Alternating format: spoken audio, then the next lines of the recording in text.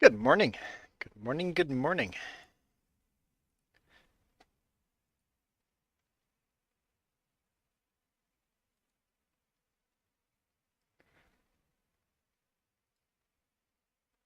Let's fire up our farming sim and see what kind of updates we have on our mods, and we'll go from there.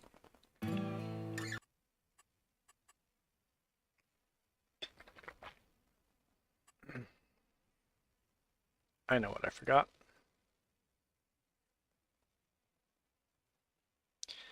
What am I doing here?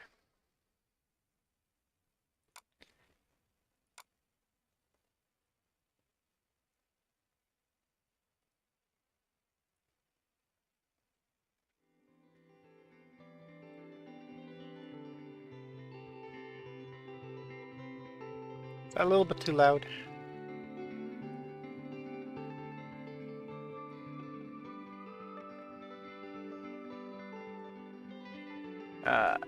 No, not D. Oh, yeah, that's DLC. Never mind. Okay, updates. I don't think we use this in this game. And then American Sheds.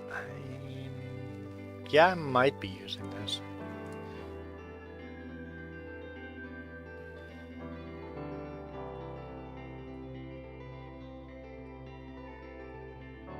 If you want these unlocked, thanks to Iron Thunder, there's unlock codes in the description down below.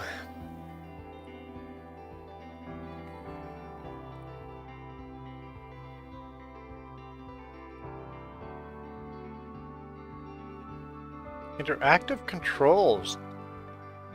That is super unique.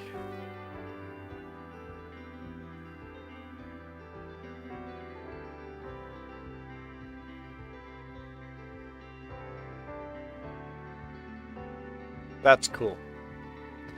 I'm not gonna get it, but that's cool.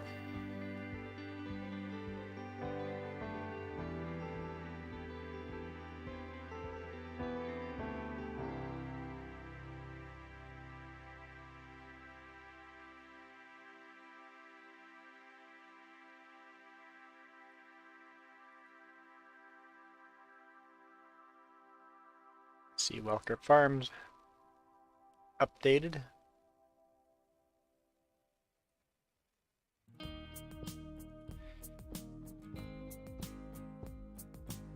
That's not really a tractor, but okay.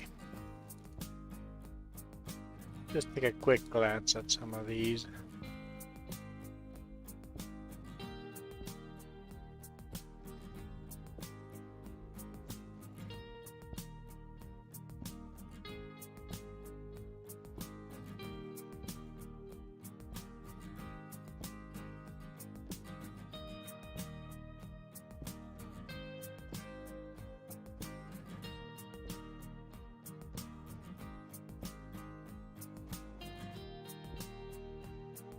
That looks interesting.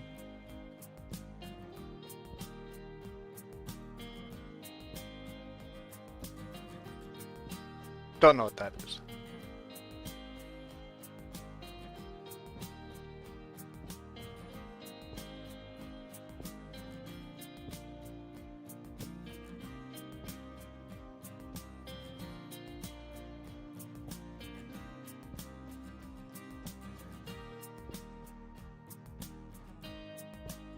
Christmas markets. That's pretty cool. If I played this game more, it'd be worth getting some of those.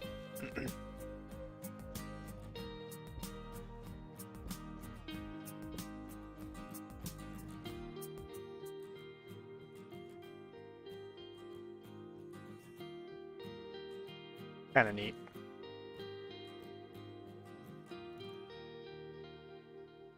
I see those on farms all the time. I like that. I like that.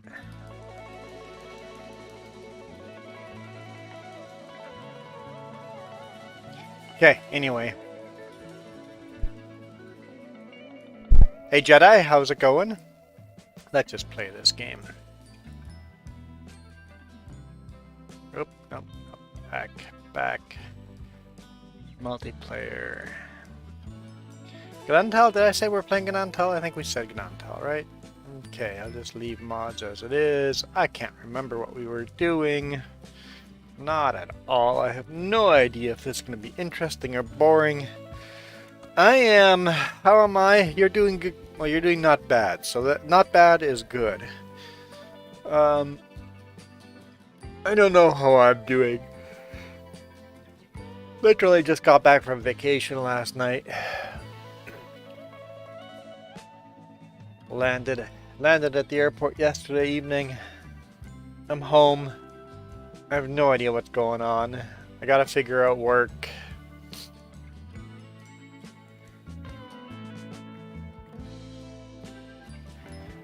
I haven't played this game in such a long time. But, having said all that, man, vacation was awesome. I love Texas.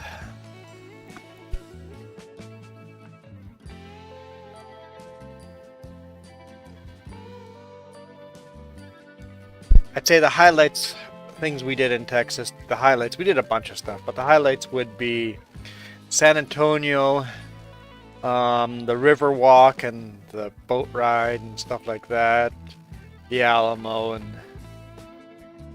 eating Texan food. I never had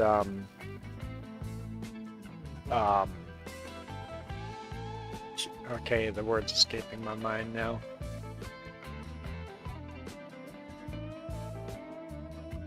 Brisket. There we go. I've never had brisket before in my life, so I had brisket twice, and also a third. I had a pulled brisket sandwich or burger sandwich from Buc-ee's. First time I've ever walked into a Buc-ee's or a Cracker Barrel. All right, we got a chicken pen up here. We don't have chickens yet, but we put a chicken pen up. I remember that. We don't have chickens yet because we don't have feed for them.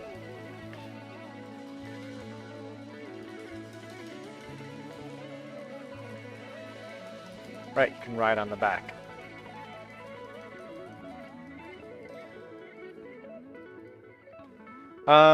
What else? Okay, we did that. We did Santa's Wonderland. Oh, that was a huge place in College Station. Massive Santa Wonderland. We did the Renaissance Fair there, which is massive and goes on for like months. What am I doing? I am on that farm. And we did... What else did we do? We did... NASA in Houston, toured NASA in Houston. Stood beside the Saturn V rocket and touched Falcon 9 SpaceX rocket and toured on the 737 that flew the space shuttles. And yeah, it was pretty cool. See if any of these tracks were doing anything.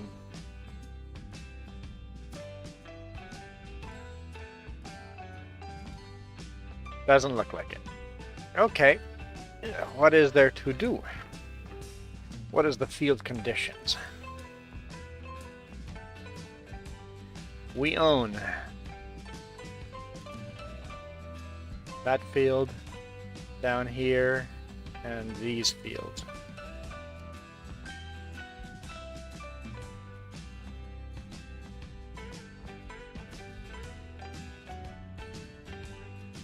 That's ready to be cut?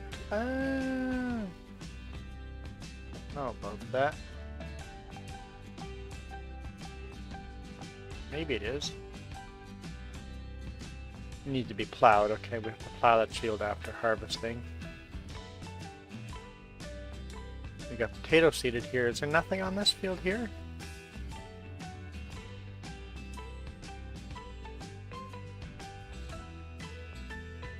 Okay, what month are we in? We're in March. Let's take a look here. Okay, a little bit of snow on the ground. I think grass, no, the grass has to wait another growth stage. Okay, gotta wait to cut grass. Okay, we've got potatoes planted here. Oh, pH value is horrible here. We need to spread lime on this field. Wow, okay, gotta do that. Okay, we got one thing to do. We need lime on this field, badly.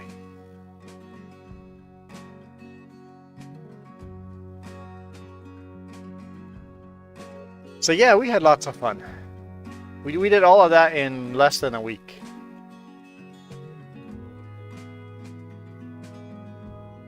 We've got nothing seeded here. We need to plant something. Chicken feed would be good. Sorghum.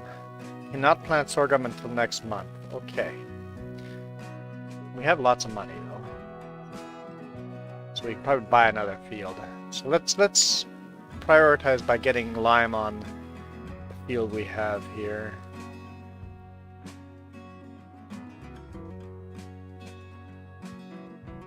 Why can I not hear the tractor?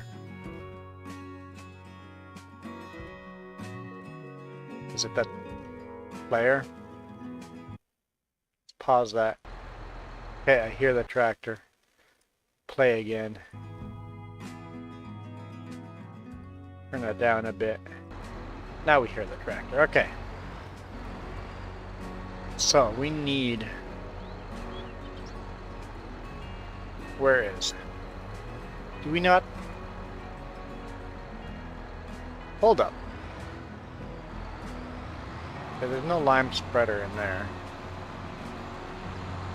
What do we got here? One of these is gotta be lime. Probably this one here.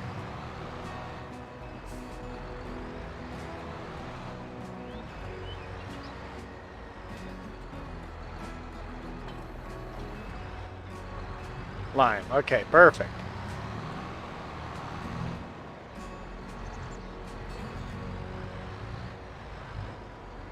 Spread. Okay, lime spreader. We do not. Oh, there we go. We do have a lime spreader. Okay, perfect. Perfect.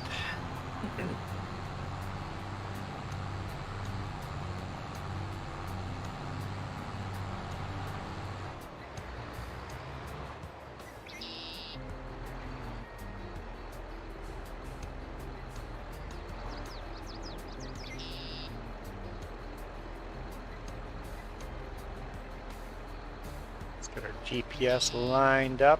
Field gets a little wider down there. We'll adjust it as we need to.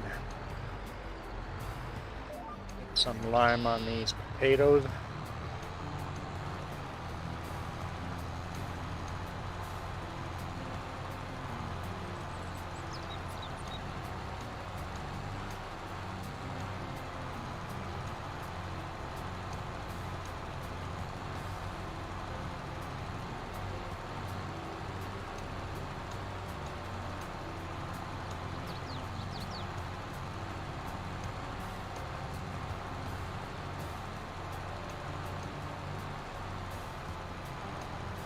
So yeah, it was a lot of fun. It was a lot of fun. Well, I guess that was the highlight of things we did. We visited my sister-in-law and brother-in-law, and got to hang out with my niece. It was a lot of fun.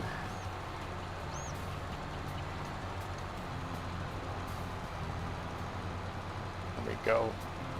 Let's save that as our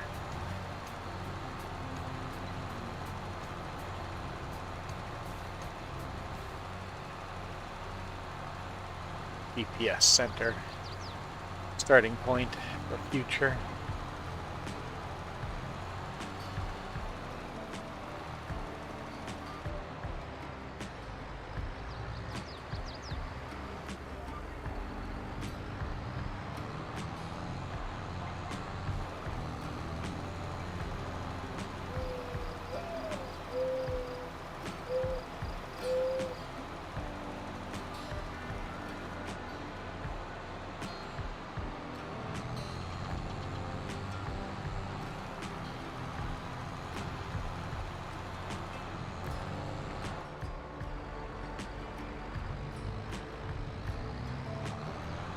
Make a head row here. Headland, end row, headland, end row, whatever they're called.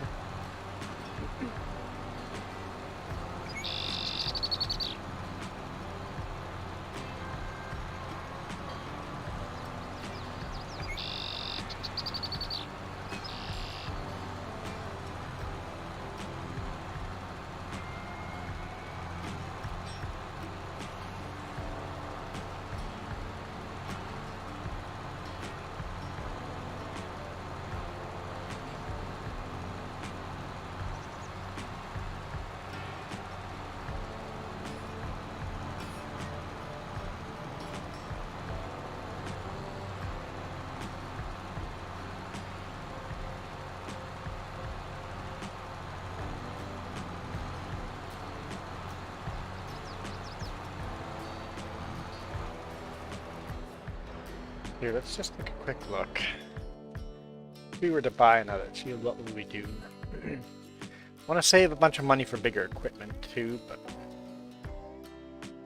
I think we just continue buying this section here. Did I try the new DLC? I haven't bought any DLCs, so no. I think they're too expensive for what you get. My personal opinion.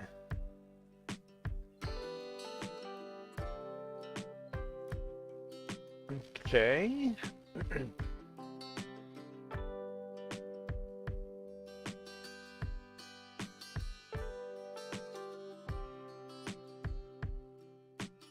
feel like I should buy these 3 fields and combine them, but they're expensive.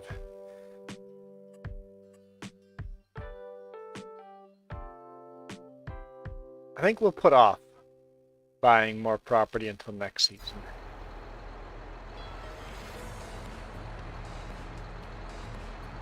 If you're super into forestry, then the new DLC would be pretty awesome. Yeah, if you're into forestry, it would be cool. But I'm not into forestry at all.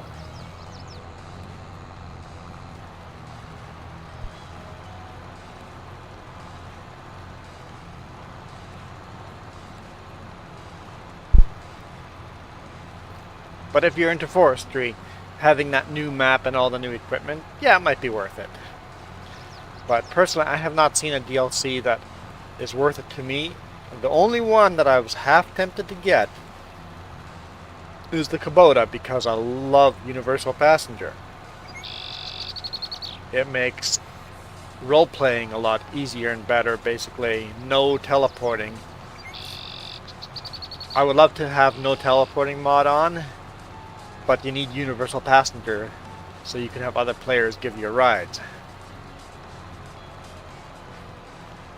So I would like Universal Passenger, but I'm not paying full price for the Kubota mod just to have that.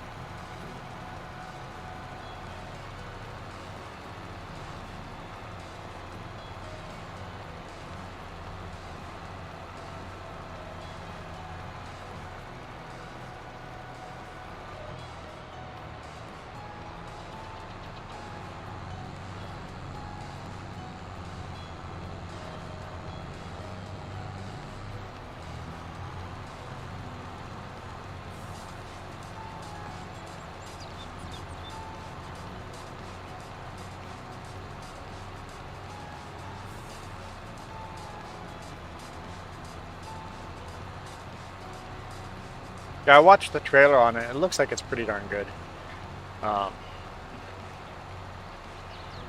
So if you're into forestry and stuff like that, like some of the other DLCs too, if you're into that exact thing, it might be worth it.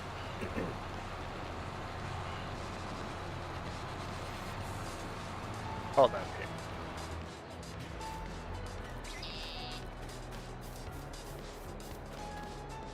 Nitrogen and pH is good. What about... Hey, Don. Good. I'm going good. Stuck here. Enjoyed my vacation.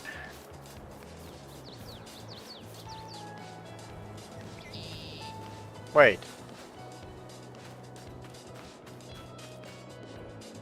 We have no... Okay. No data for that field.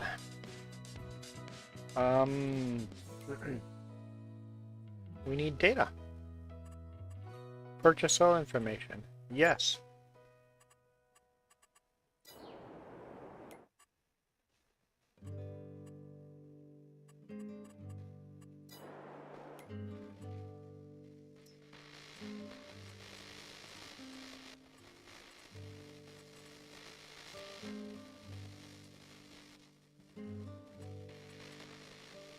How do I get out of...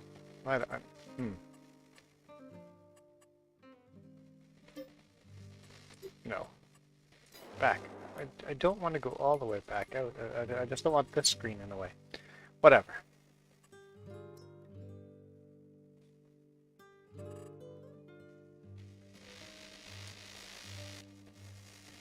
So what kind of soil is this? Yield, seed rate. Oh, soil type.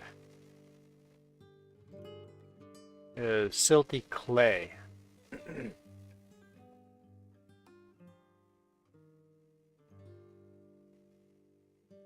So only silty clay. It looks like the fields we have, like, these are not bad at all. We got some bad soil over here and some bad soil in this field. And silty clay is not great either, so it's not awesome there either. But in this corner here, you bought field 70 here.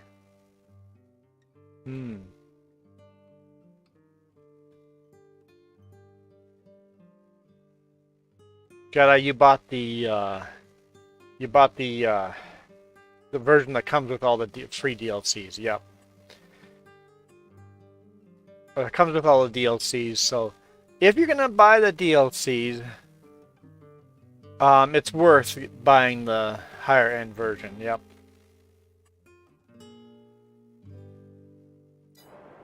No, that's not what I wanted to do. Oh, that's what I wanted. Okay. How much does that one cost? 66 grand. I want to buy that in the future. Start putting some production on there. Maybe. We'll see. Okay, so we need pH for this field. Yes, we do. Okay.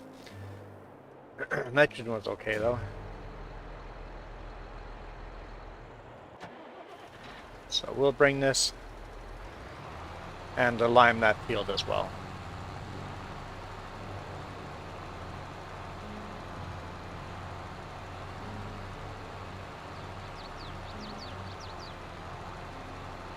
There's no way it's cheaper to buy all the DLCs separately, because then nobody would buy the expensive version of the game.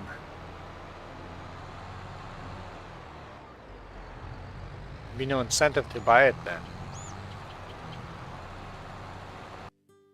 Because, it's not what I wanted. Did I close theme? This can go away too.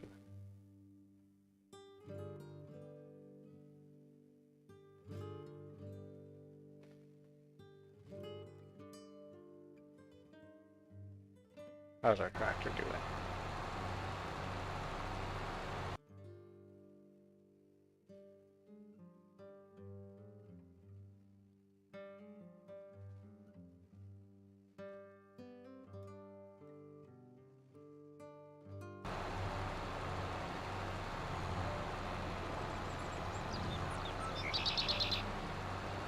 It's like a yearly subscription, right?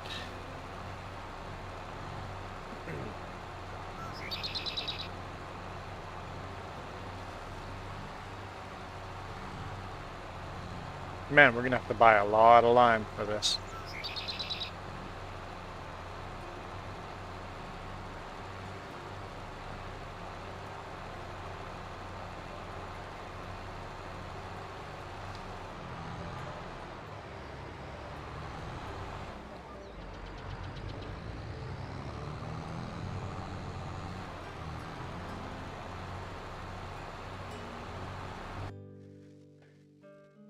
So, farming sim bundle, 1-year bundle, yeah, with a season pass.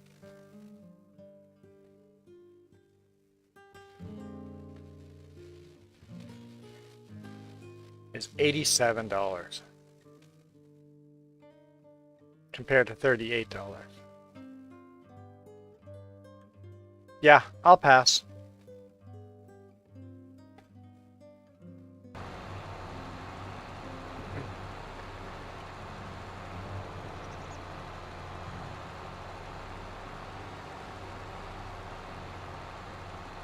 Spend an extra $50 every year.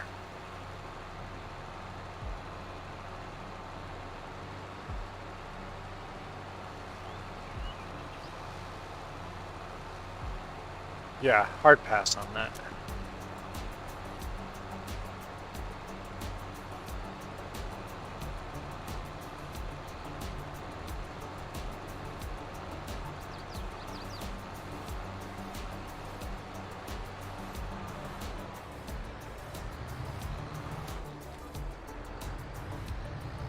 I mean, if you got the disposable income, yeah, of course, you'll buy it, but I do not. I have to work very hard for that money.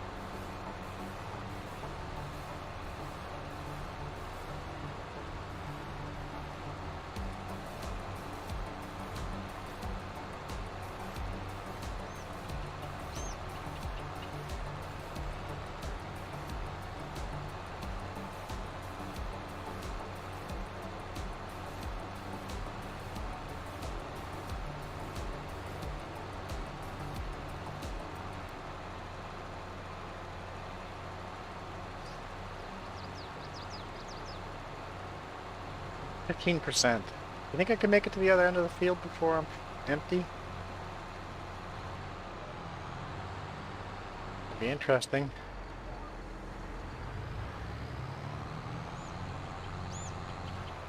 I think I'll just bring my semi out with the lime on the back. I think I have that, right? I'll bring it out to the field. I mean, it's not that far away, but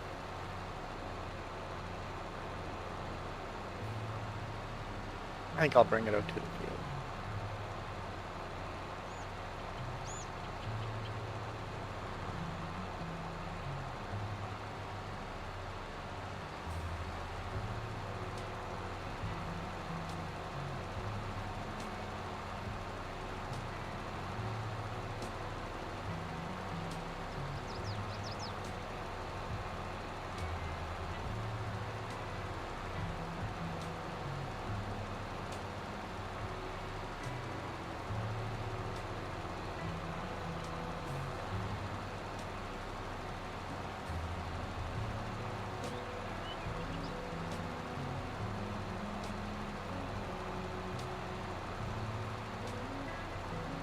Oh yeah, 7% left. No problem making it to the end. We won't make it again, though. So use is about 10%. Let's hold that up.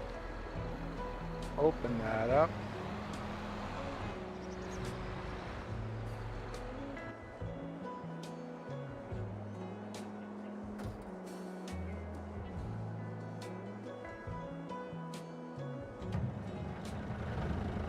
Grab our lizard. Looks sort of like a Kenworth.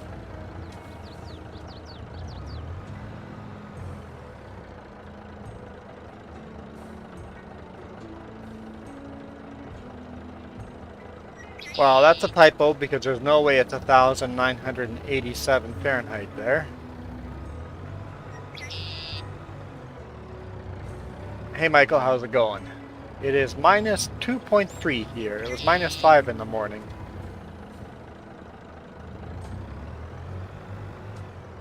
We got lime on the back, right? Yes, we do. Okay, we got lime back here.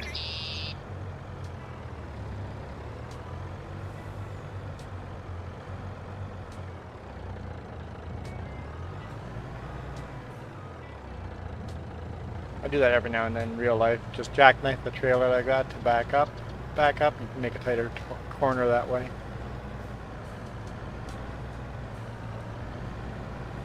(35°F). What is that?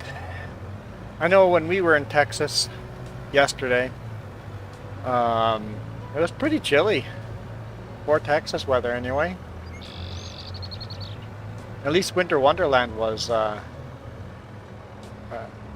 Winter Wonderland in College Station was temperature appropriate.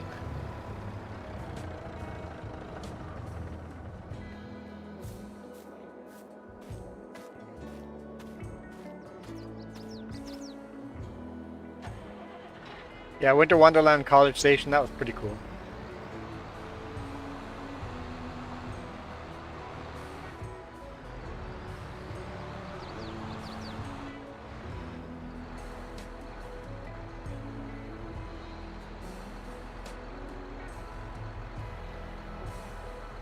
Jess says it was epic.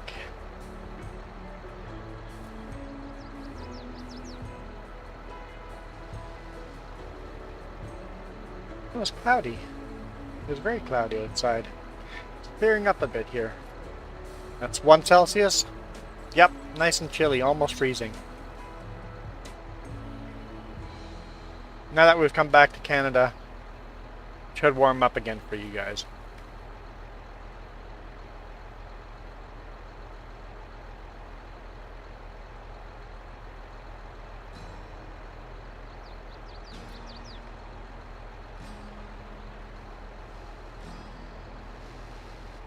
C is better than Fahrenheit. I thought you were saying Fahrenheit was better than Celsius. But I agree, I like Celsius better because 0 Celsius is freezing. It's a lot simpler to tell.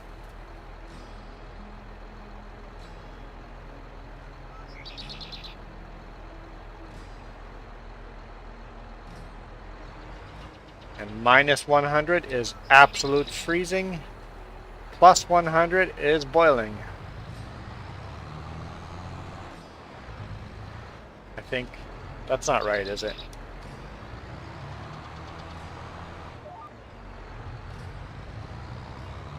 I don't know.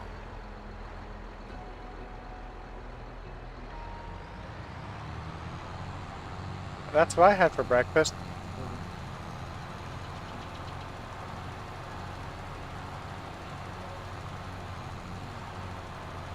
One Celsius is, yeah, yes, you're right.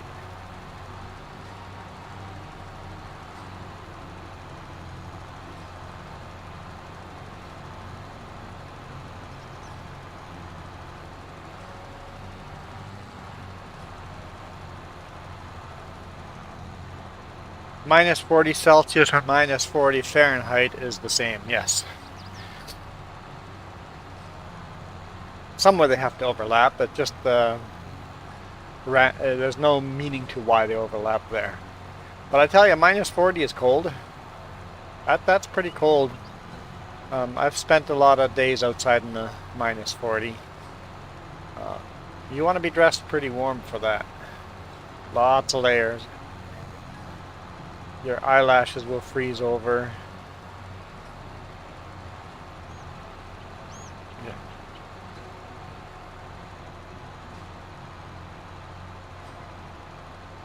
I went to Buc-ee's for the first time in my life. Went to a Chick-fil-A for the first time in my life. Went to a Cracker Barrel for the first time in my life. Had brisket for the first time in my life. Renaissance Festival, I brought that up already to the peoples that were here early. Renaissance Festival in Houston, NASA at Houston. Oh, I guess not technically Houston, it's outside of Houston, but Santa's Wonderland, College Station, San Antonio Riverwalk, Alamo, all of that stuff.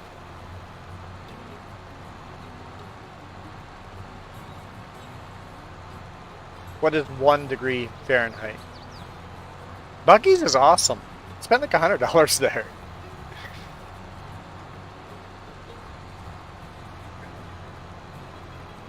Come on. No, come on.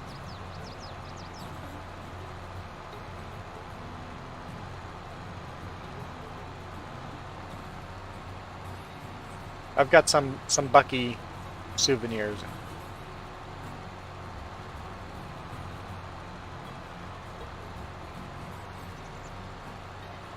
I had their brisket sandwich for lunch.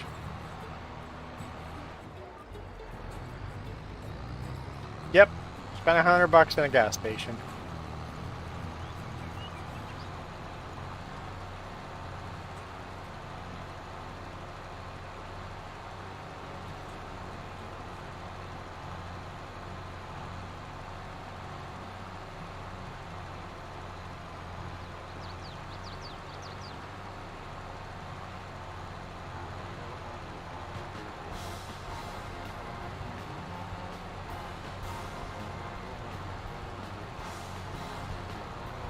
Yeah, I don't think Texans realize how big of a difference Buc-ee's is compared to the rest of the world.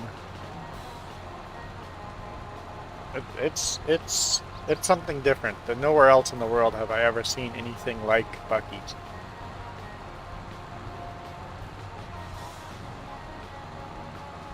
Tell you what though, Texas knows how to do barbecue. I know they always say it, but man, did we have some good burgers, some good brisket, some good turkey and chicken. Pickles surprised me. You guys sell pickles everywhere. Like an ice cream cart walking around in a park. You got a pickle cart walking around in a park. Selling pickles. I don't know, it had lots. It had 2 huge islands. And your fuel's like free. Your fuel is so cheap compared to ours. Just did the conversion. We're paying well over $5 a gallon here.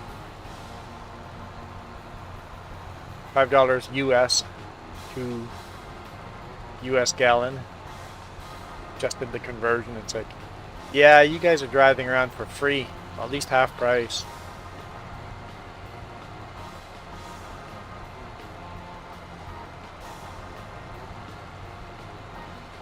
And you always talk about speeding. No, you don't speed. Everybody speeds. That's just the speed limit. If you're not doing 10 to 15 miles over the speed limit, you're going to get in a car accident.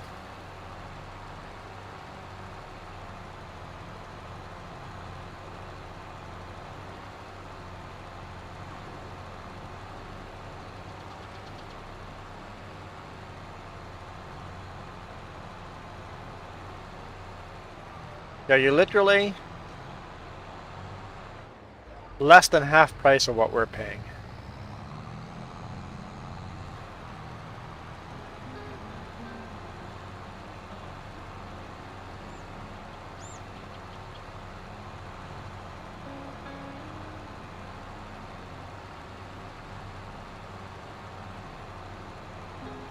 I went with traffic. The car we rented had adaptive cruise control, so I just set the cruise control way high and then just followed whatever traffic was doing in front of me. And 85 was not out of the question.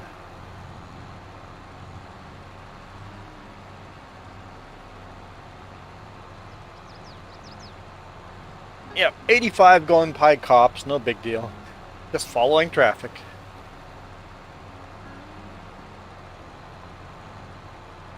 Yeah, they weren't going after speeders. They were going after the people that crossed the double white line. Cops were pulling those people over one after another. Also, you guys have cops freaking everywhere. You know, we can drive days here without seeing a cop.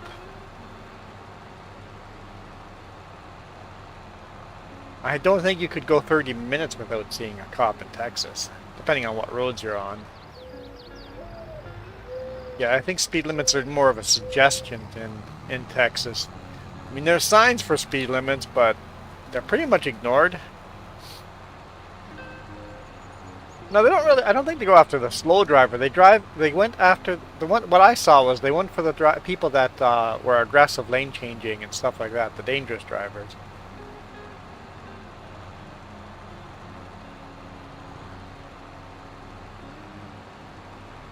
I guess, of course, I wasn't going slow, so.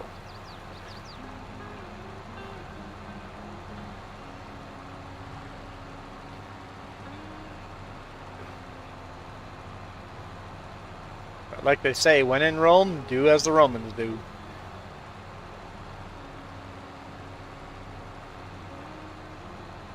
Well, the actual act of speeding is not dangerous. The problem is when you're going 85 miles an hour, if you are in an accident, you're dead. The chances of death is much higher than going slower. So if there's going to be an accident, it's going to be much, much worse.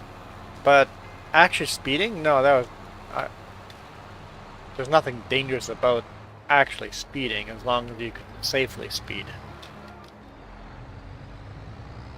The other thing I didn't understand when you kept talking about the highways beside the highways, I'm like, we have roads beside our highways. They're called frontage roads. No, you literally have a 4-lane highway inside of a 4-lane highway.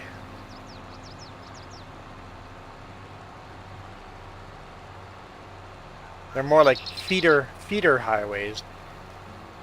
You drive on those highways and then there's less merging on and off on the main highway, which honestly is weird, but I think is safer. A lot less intersections on the freeway. So you have the 4-lane highway in the center is a freeway, and the 4-lane highway on the outside is slower speed limit, and that's where you do all your merging on and off. And I don't know, I think it makes sense. I haven't seen that anywhere else. The one thing that was really weird was the U-turn routes. That's super interesting and unique too, and super safe the way they designed the U-turn route. You don't even have to cross traffic. It's like, wait, we're doing a U-turn and we're on the wrong side of the road. Oh, this makes sense. That's a huge safety improvement. So, yeah, I like Texas. It was fun.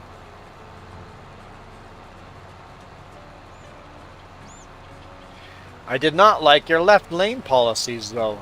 People just camp out in the left lane. This does not happen here. The only time you're in the left lane is if you're actively passing someone. In Texas, people just hang out there. That's dangerous, because I saw a lot of people aggressively changing lanes to get around those people in the left lane. That would make your roads much safer if they enforced no left lane travel unless you're passing. But that's not a Texas thing, for sure. That I would change. Enforce no left lane travel. I mean, there's signs that say, stay right unless passing, but those are ignored, just like the signs that say no semis in the left lane. Completely ignored.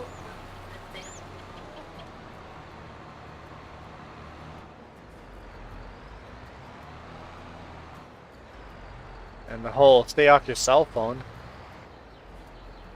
Distracted driving.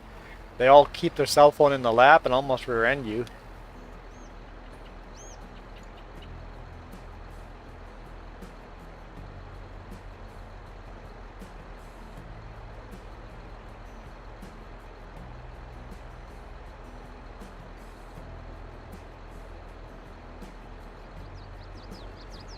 I found the right lane was often the fastest lane.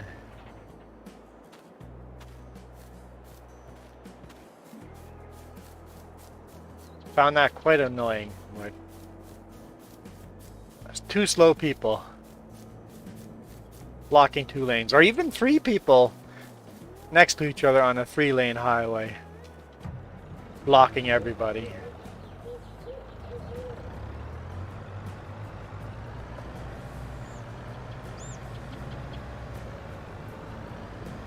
In the Northwest, The slowest cars go in the right lane and the fastest cars go in the left lane. Yeah, the U-turn thing was cool. I like that. That was nice. That was an intelligent way of doing the U-turns. Had some smart engineers on that one.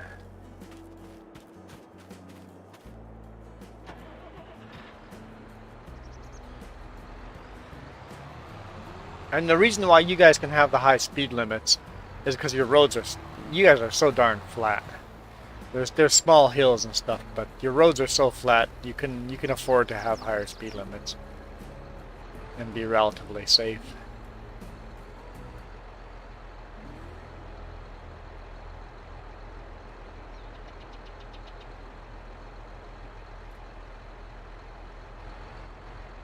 You just have to take an actual exit for a U-turn. Gotta exit the highway, go on the other road, and then enter back on the highway.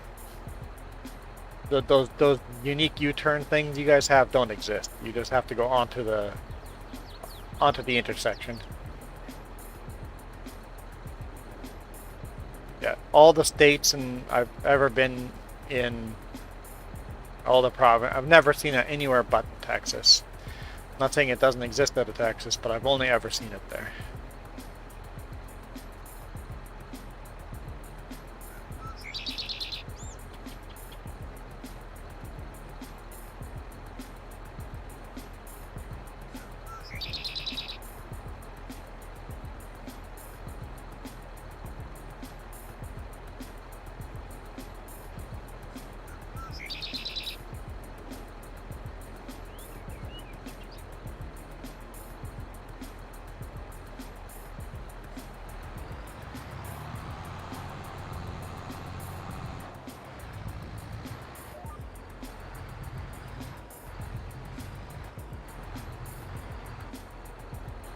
So yeah, U-turns in Texas are a lot quicker, but also the way you guys have designed the feeder roads, you require more U-turns.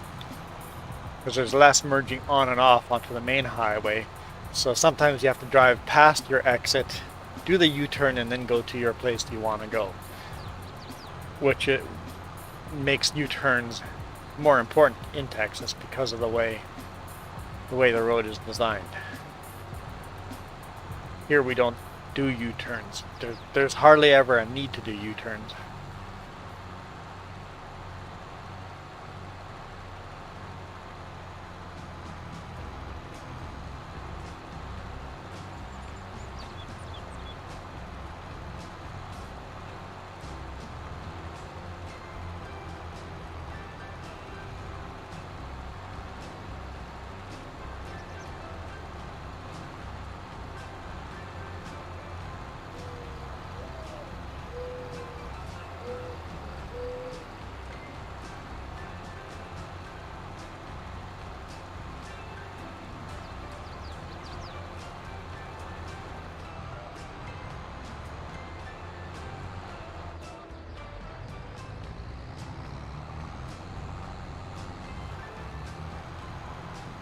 Almost done spreading lime on this field.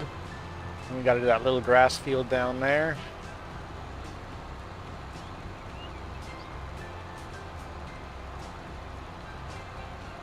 The highway on top of the highway thing, that happens here too. That's not unique to Texas. You see that in quite a bit of places.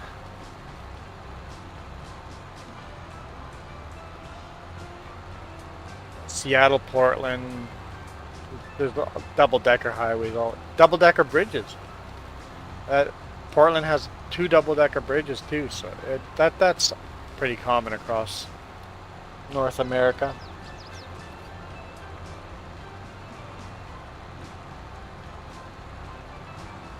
More a U.S. thing, but you see that all over the place. Not as much in Canada, but.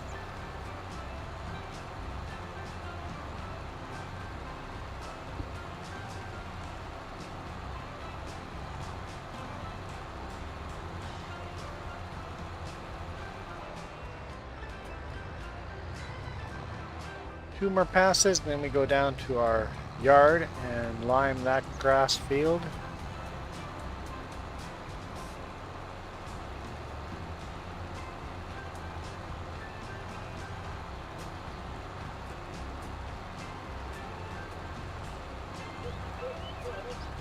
A highway meeting a highway interchange. All the lanes crisscrossing each other on top of each other and stuff. That's very normal too. You see that in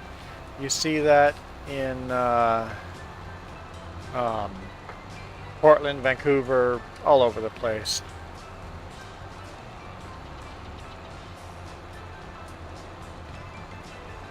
More about Texas. Southern hospitality is a real thing.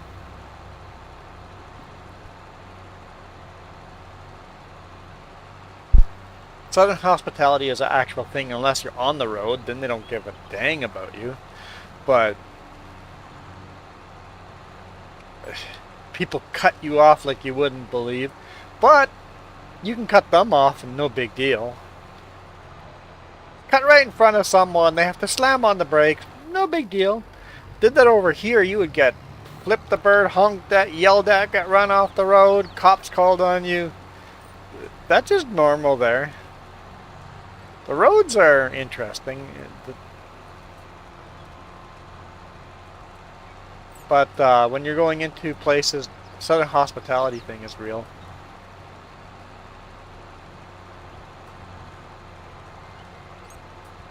I loved NASA in Houston. We did the tours.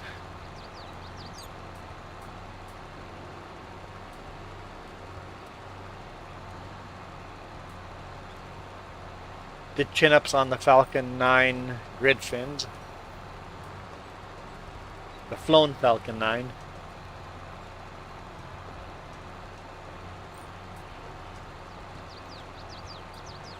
Just the one booster. Yeah, NASA was pretty good. Pretty good. The tours are all free once you're in.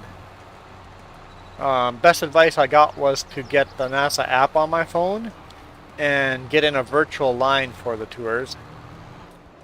Good advice from my sister-in-law.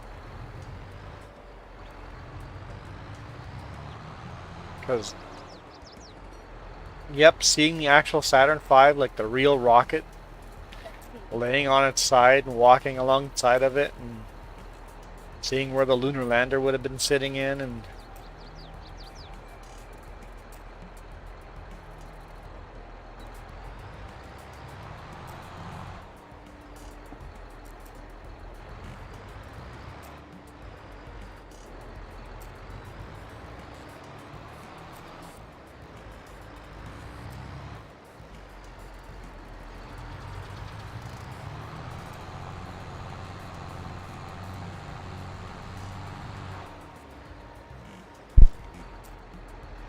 then walking through the actual jet that flew the shuttles around, and shuttle sitting on top of it. I don't know, it was pretty cool.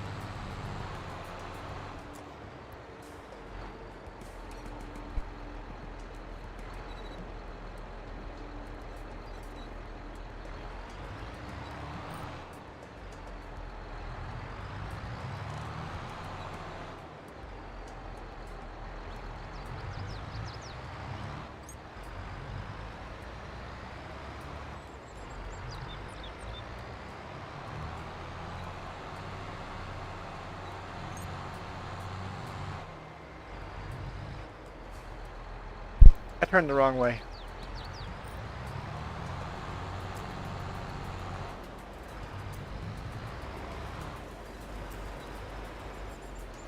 Excuse me, neighbor.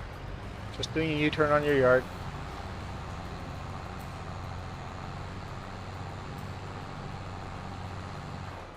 Yeah, Houston's pretty awesome. We did a tour of the actual mission control of Apollo 11, 12, 13, all the Apollo. Did an actual tour of mission control.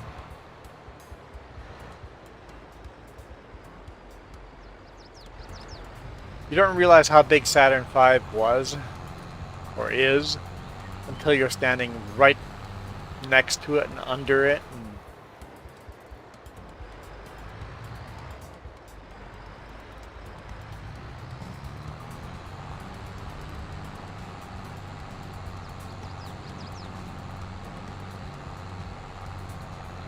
Highly recommend that. Spend a whole day there.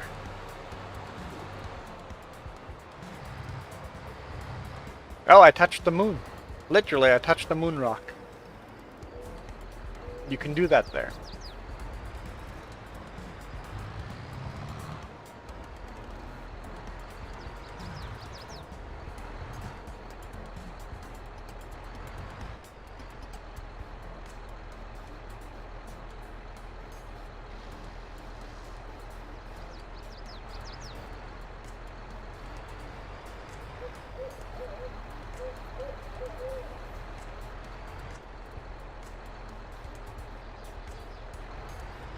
I don't think we can do this in 2 passes, but we're gonna try.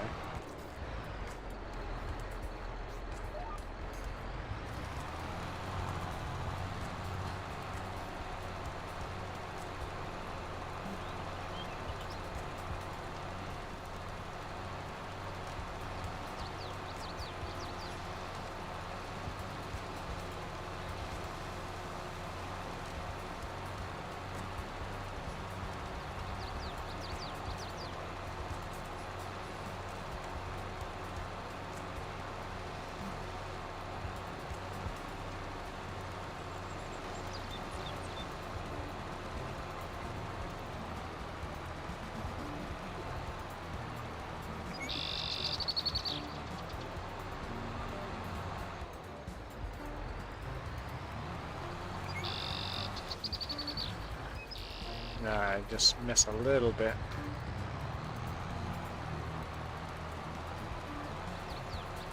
I can change that though, right?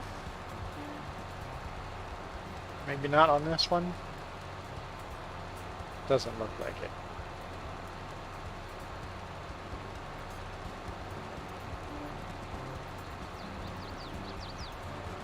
We'll see here.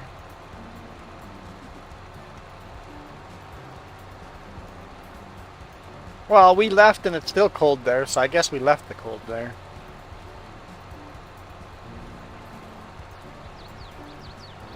Might just take a couple of days to warm up after we left. I like that it was cold. It's like a very comfortable temperature to go out and do stuff.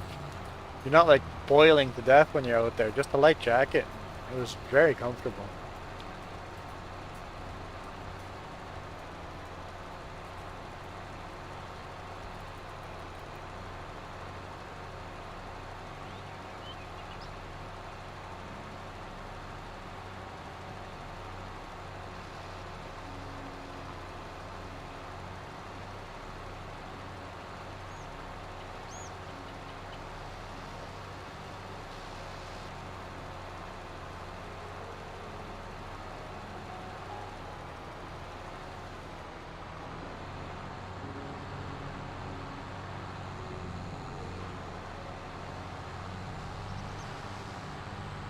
Alright.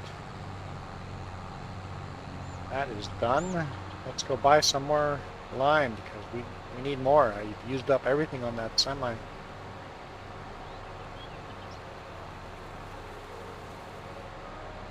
No! No, I don't want to come back in July. I'm not into sweating my pants off.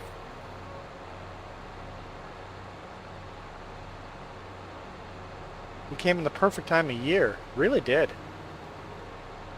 Winter Wonderland was actually cool enough to really enjoy hot cocoa and sliding down slides on ice and snowball fight and skating.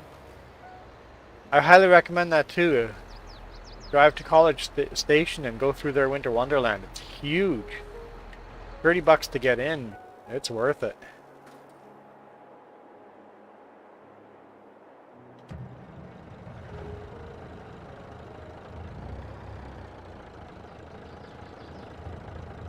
And because it's so cold out, there's less people out. Made all the lines shorter for us.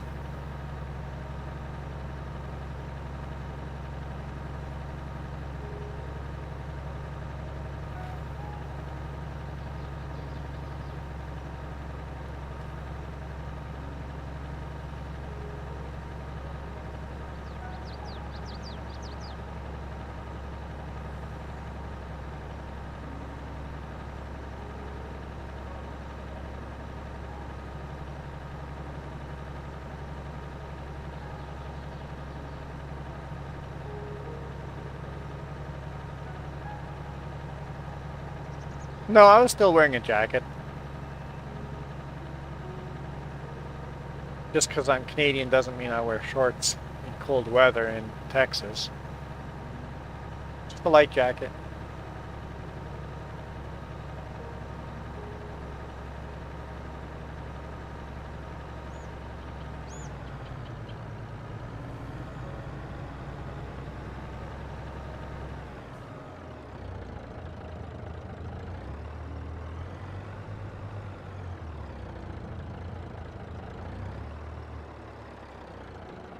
Okay, so it says we have seeds are full. Fertilizer is... Use some more fertilizer? Oh yeah. Okay.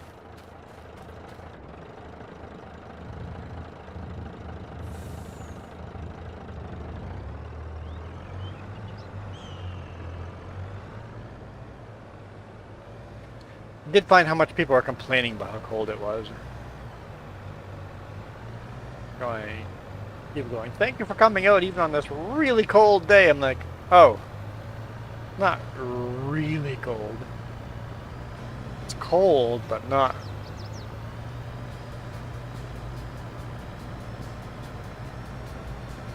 as cold as they're making it sound.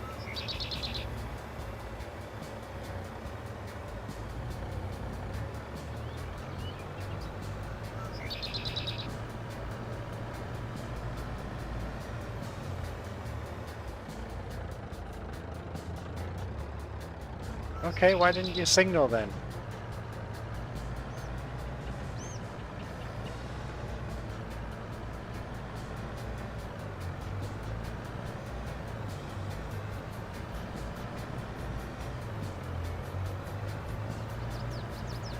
How cold was it?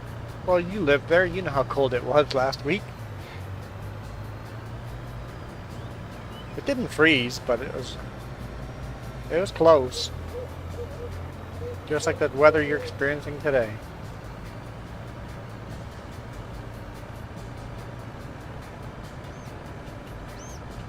Christmas lights was pretty cool.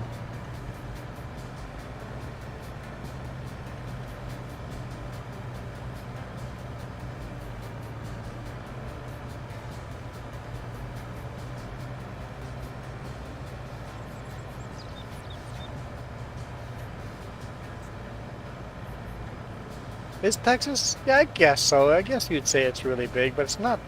Like, compared to the traveling we normally, it's not that big. It's. I think that hype's a little overblown, but it is big.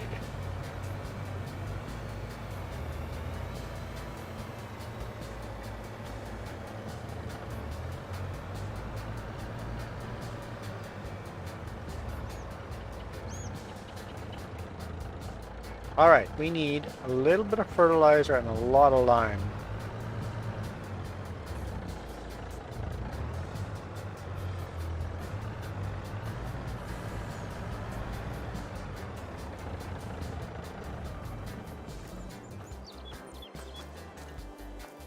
What do we got here?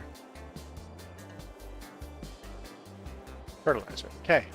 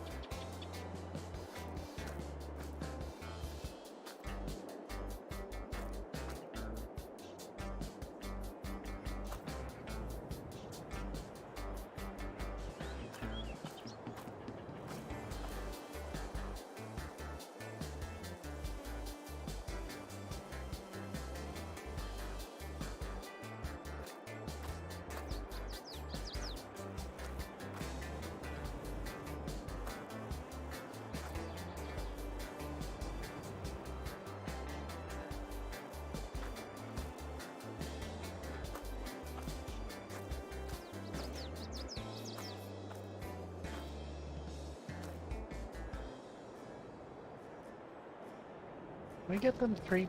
Nah, we won't both put three side by side.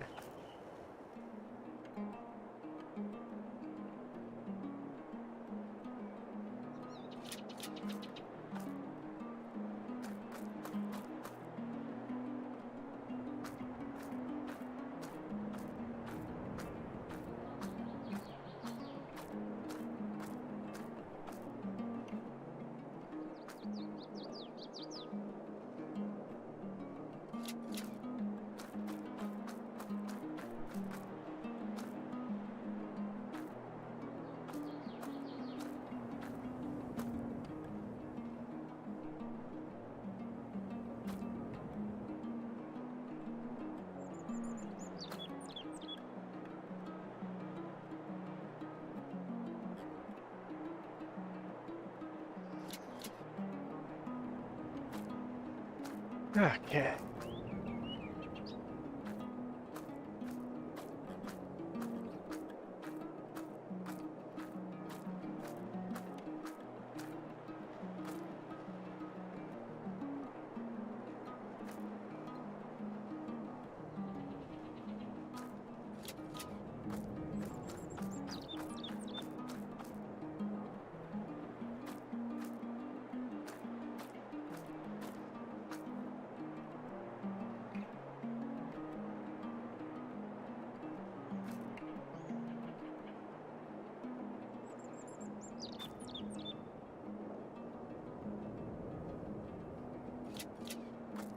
What else would you guys like to know about our Texas experience?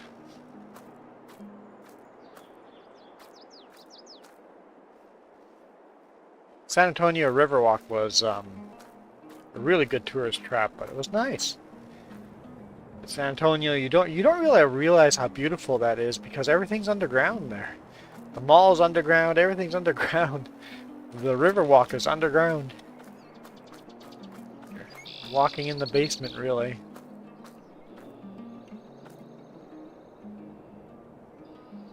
Good tourist trap, so there's expensive stuff there, but it was a lot of fun doing the Riverwalk.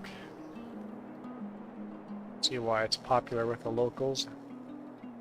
Would be okay stacking that on there, right?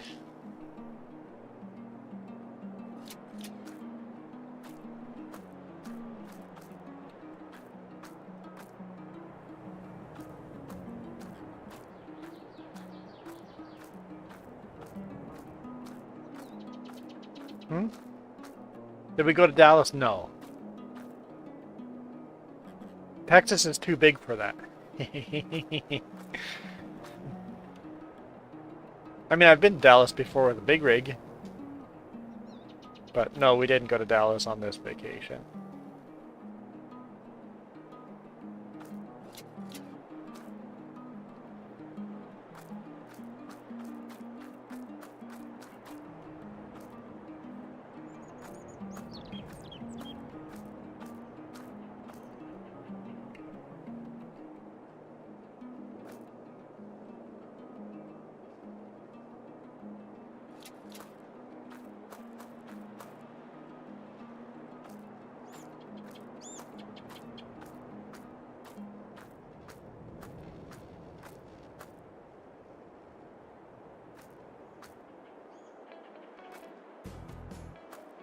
I guess we weren't staying in Houston.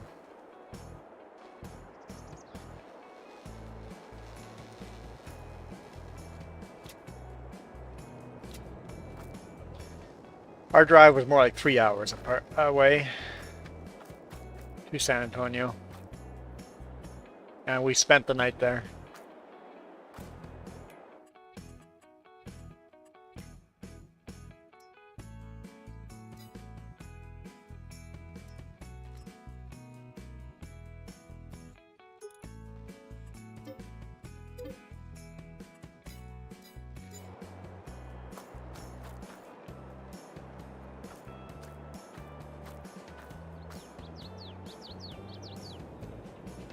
We weren't dumb enough to stay downtown, though.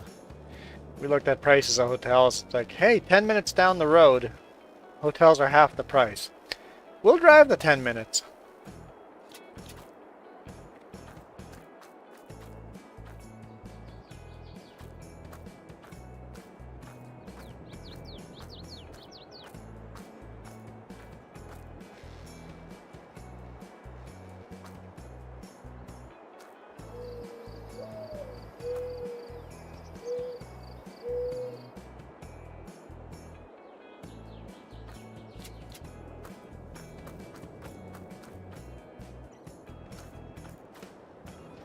Is this gonna work? I've never stacked these 3 high before.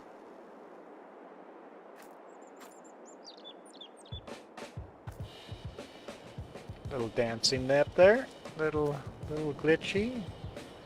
We'll see. Might not like me.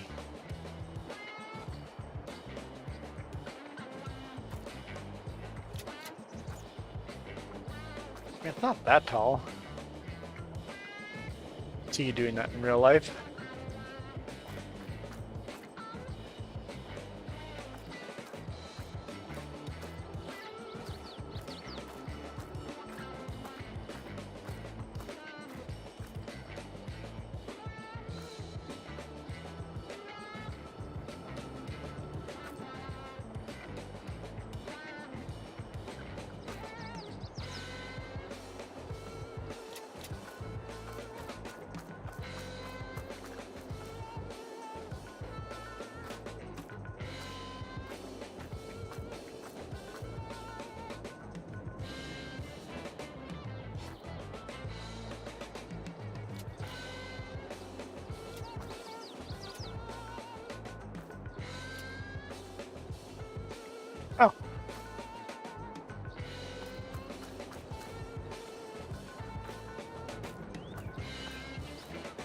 Yeah, we've got to visit southeastern U.S. We have to do that sometime.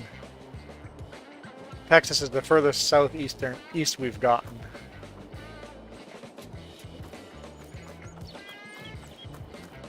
Yeah, I've done most of the eastern states I've not done in the U.S. I'd like to visit more of the eastern states someday. Is that? I've been to Florida I've been at a Florida airport. That's it. Yeah, I don't like that.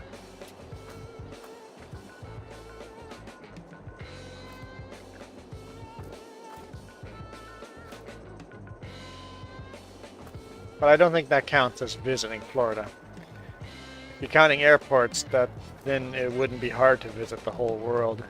Had a layover in such and such a place. Yeah, that doesn't count.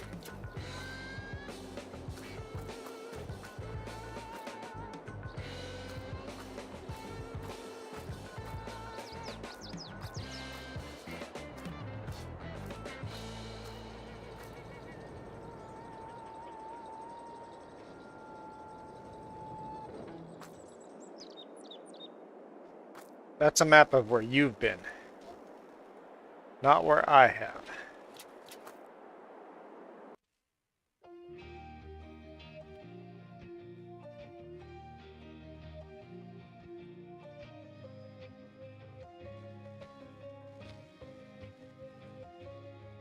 Yep, got a little bit to explore up here. None of it we'd have to fly to. We've seen Alaska, but the border was closed, so we couldn't cross into Alaska. None of it and Hawaii are going to be the hardest to get done. Yeah, we could do that. Do a group vacation with family to Hawaii. That would work.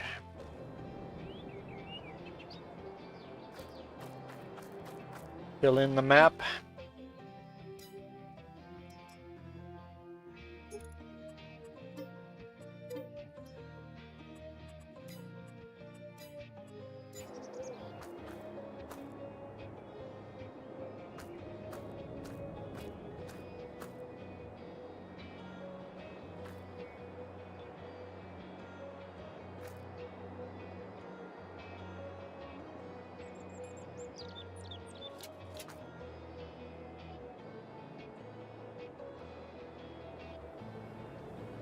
Driving through a state? Well, yeah. You've been in the state if you're driving through it.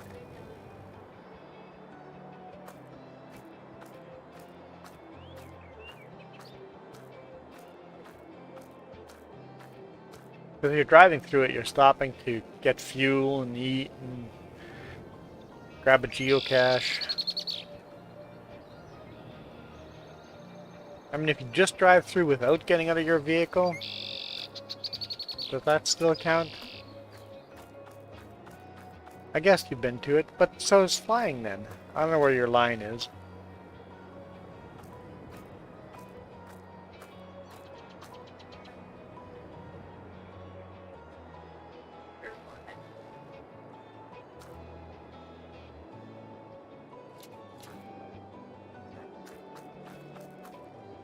We're thinking next time we fly to Belize, we might actually do a layover that's like 8 hours or something, or 10 hours, 10-hour layover, and get a hotel near the airport.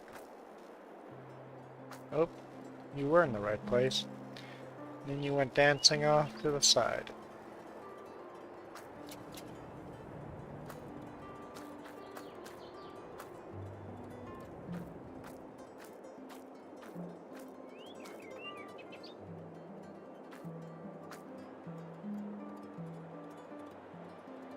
I should probably do the other side first. Yeah.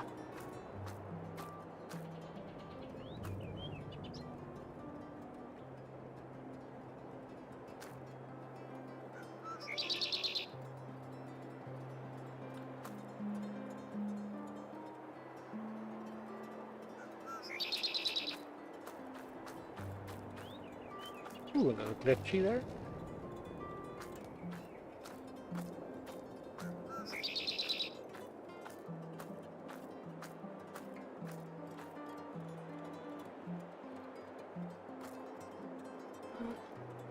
Oh, it's starting to get pretty late in game.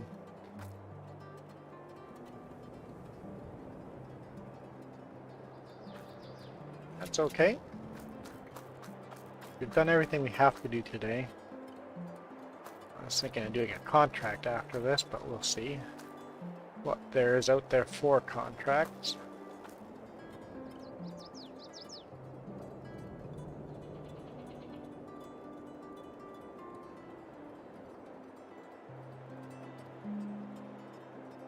Would you have to stop in Texas? You can, yeah, you can drive from Texas to Florida without stopping. You can drive through Louisiana. Yeah. You could technically stop. On an aircraft you can't stop, so I think we'd count it. Because, yeah. Could you drive through Texas without stopping? Sure. Gotta have a good bladder, but you could, depending on how fuel economic your vehicle is. Like in a big rig, that'd be no issue. It'd be easy to drive through Texas without stopping. I got lots of fuel. I can drive for a day and a half without fueling up. Okay.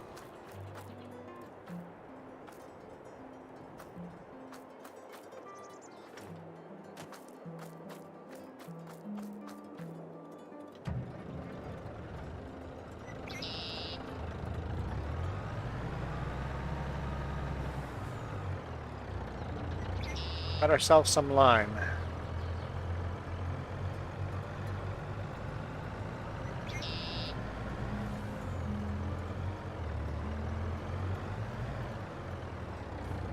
Yeah, like in a car, you probably would have to stop for fuel. In a big rig, you don't have to stop. You can just drive right through Texas.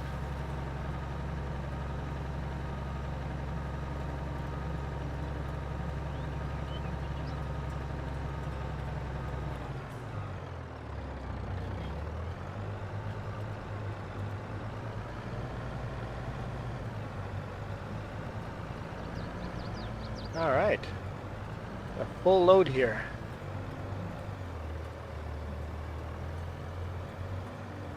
Time to start looking through luggage. Yeah, I was kind of trying to put that off.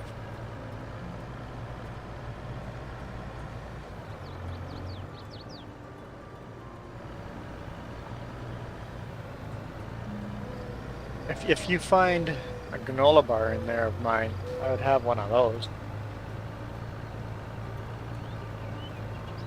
Because it'd be in a blue bag or my laptop bag, or, you know, there's granola bars everywhere. That was another thing weird. I've never flown with snacks on the airplane before. You can't do that if you're flying internationally.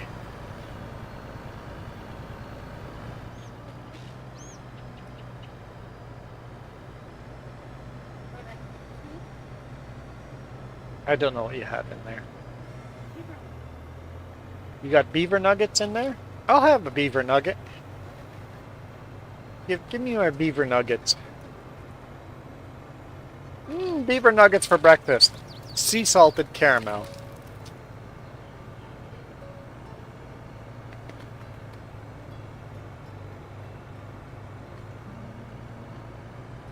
They're probably too crunchy.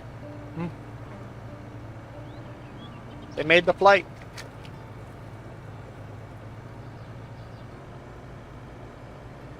They're still good.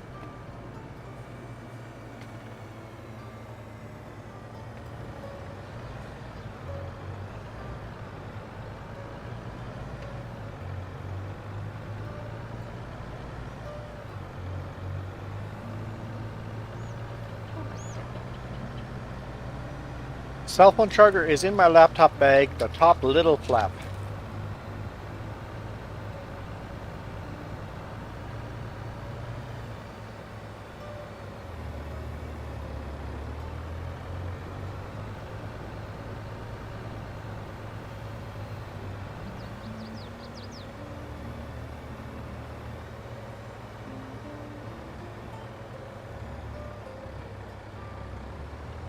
Oop, little bump there.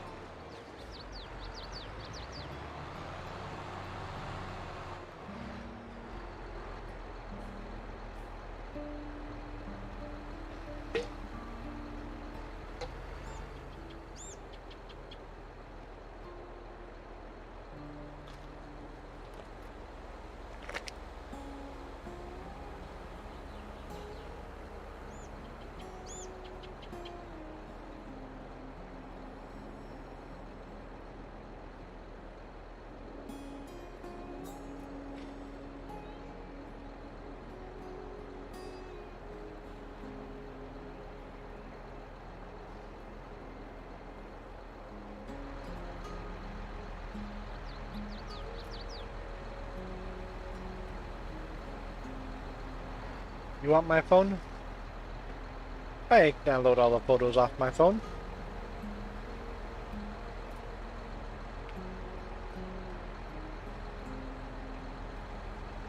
Ooh. Blues and fever suck.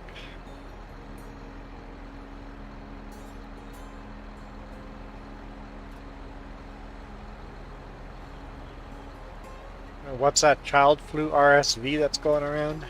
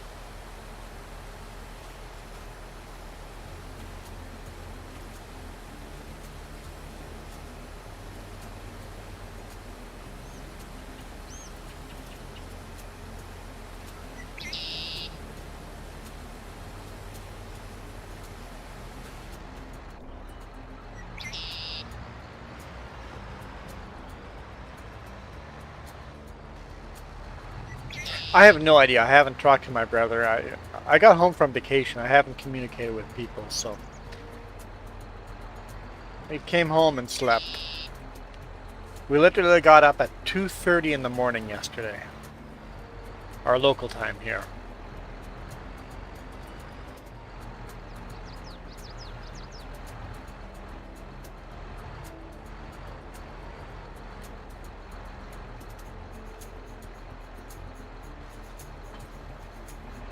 Flying long distances suck.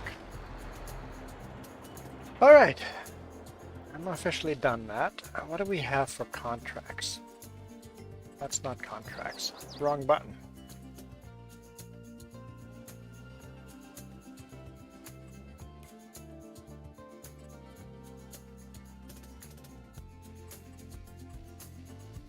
Still not in contract. What?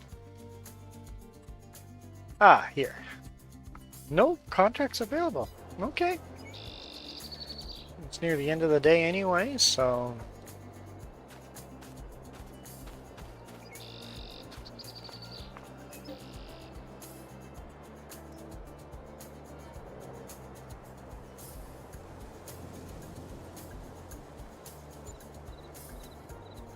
I took 154 photos. That's not a lot, no.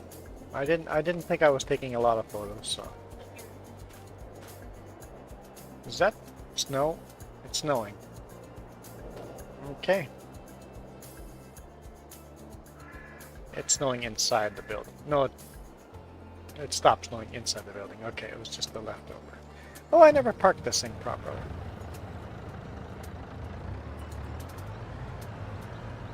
Okay, we have to plant sorghum.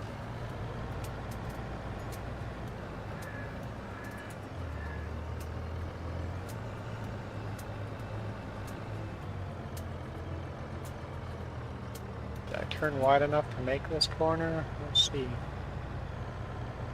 Yeah, not too bad. Enough for me.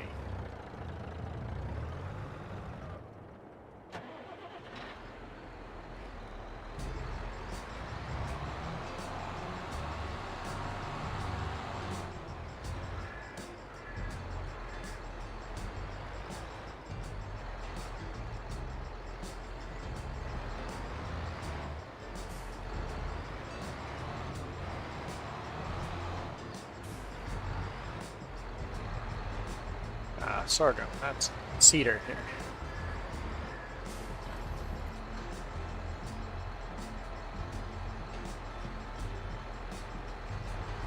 So you want chicken feed.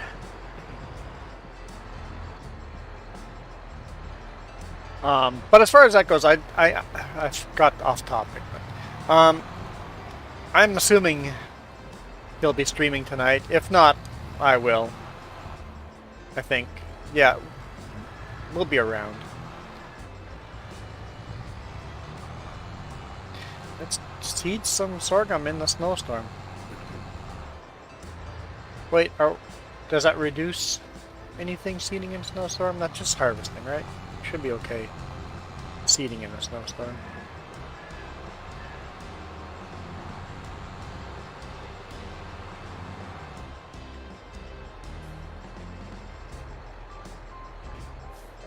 Are there weeds in this?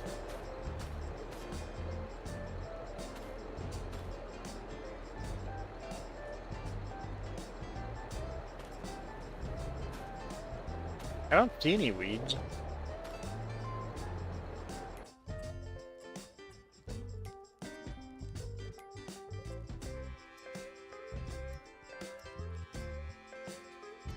Oh, that was on the right map.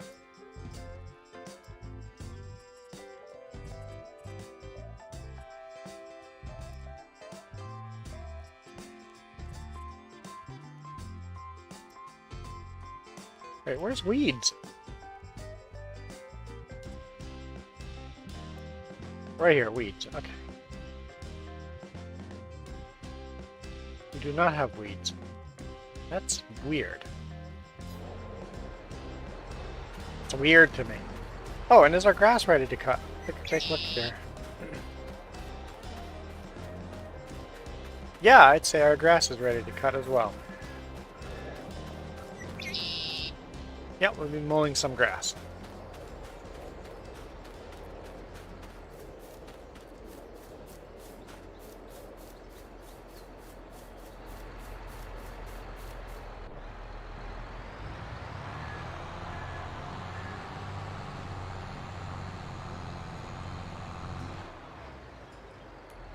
Load. Oh, we don't have a seeder. We're gonna have to make one. We haven't seeded anything yet.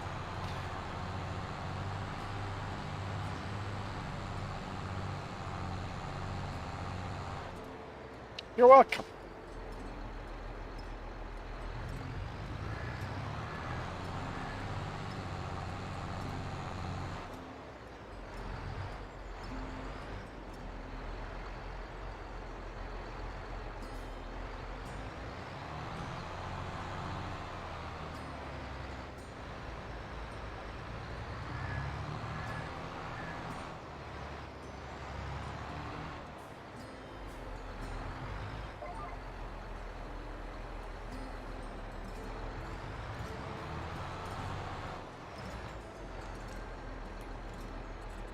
Alright. Auto width, 6 meters.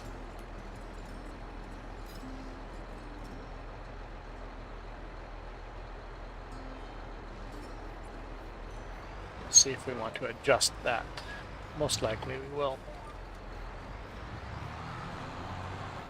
Put down fertilizer and sorghum at the same time.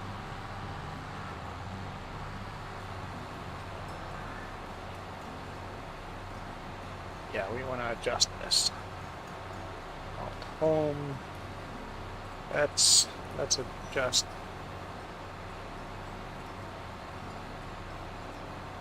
What was that?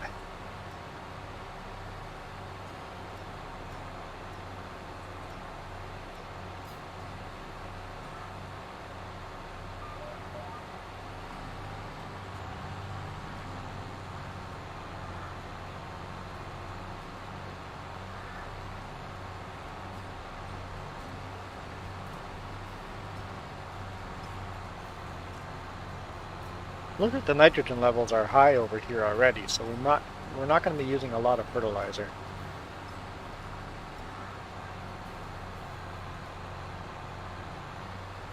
What about the pH?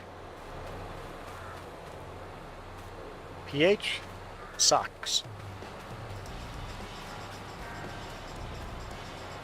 Do we have weeds off for some reason? Like, I'm still confused why there's no weeds on the other field.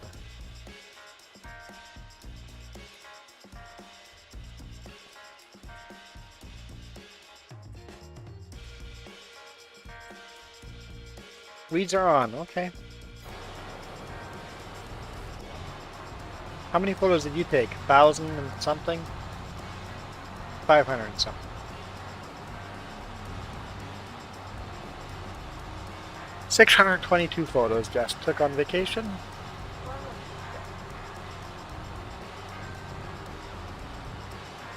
It's a secret to taking good photos. Take many of them.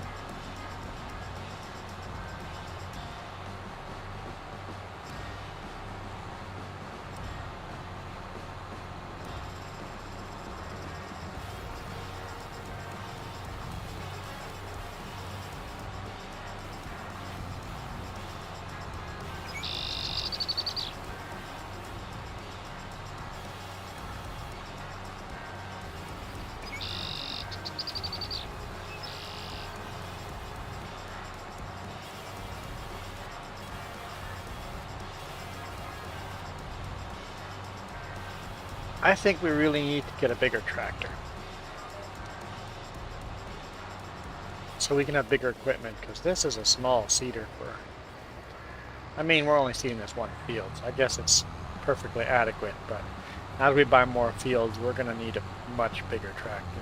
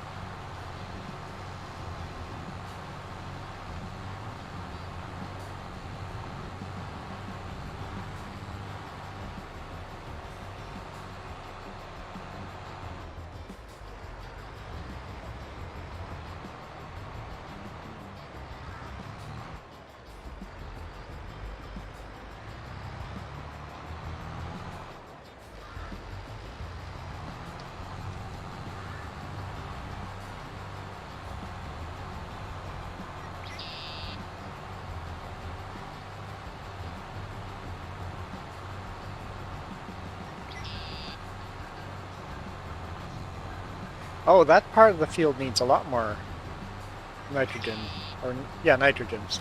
So this half the field has too much, the other half the field doesn't have enough. So yeah, we'll be using some nitrogen on that half. Fertilizer, I mean it's the same thing.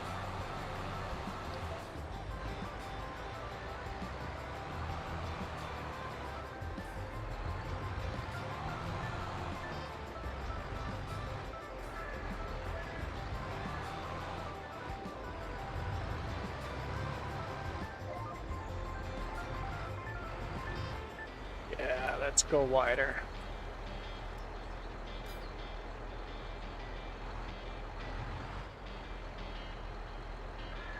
I think that's close.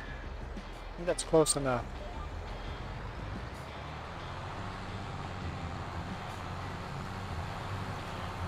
Yeah, I'm happy with that. Let's save that.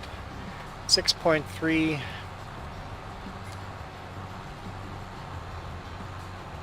6.3 meter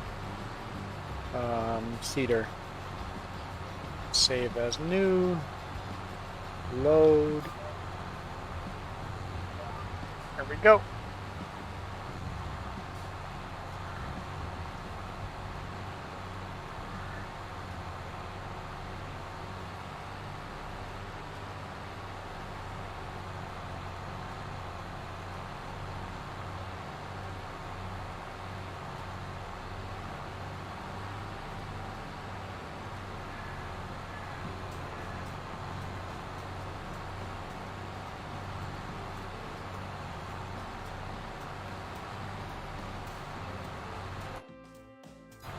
Are there any contracts out here today?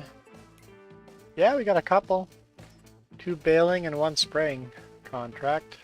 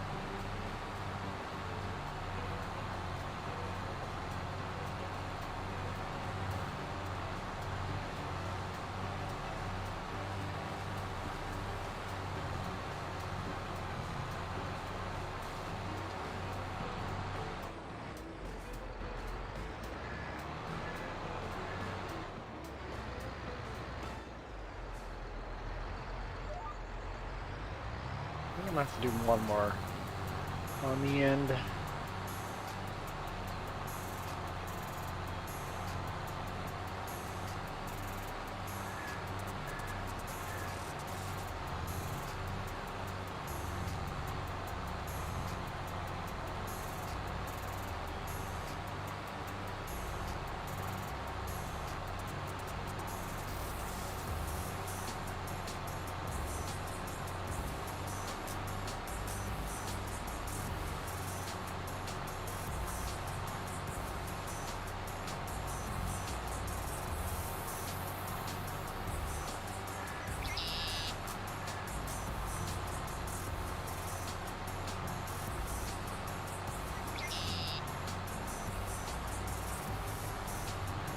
Sort of relaxing here, farming away.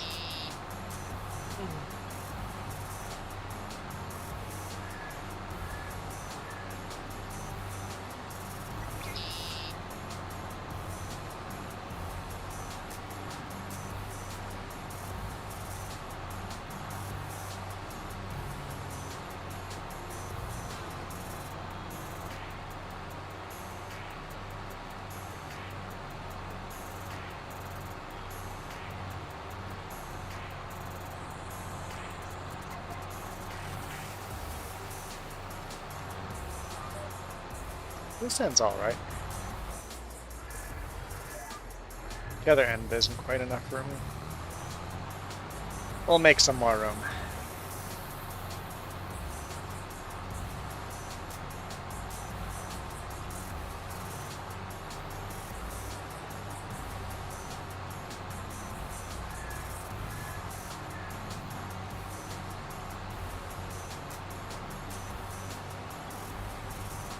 Hey, Lewis.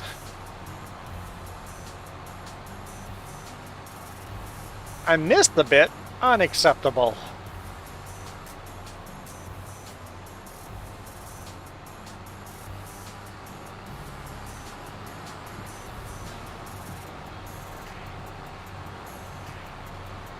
We're doing well. Just trying to recover from our vacation.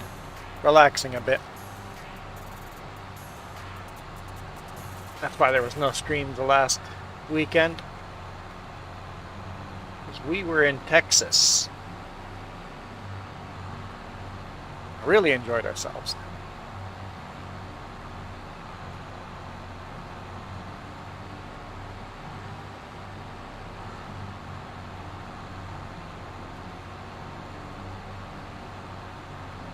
It was pretty cold in Texas, but yeah, it was comfortable. Needed a light jacket, but we really enjoyed it.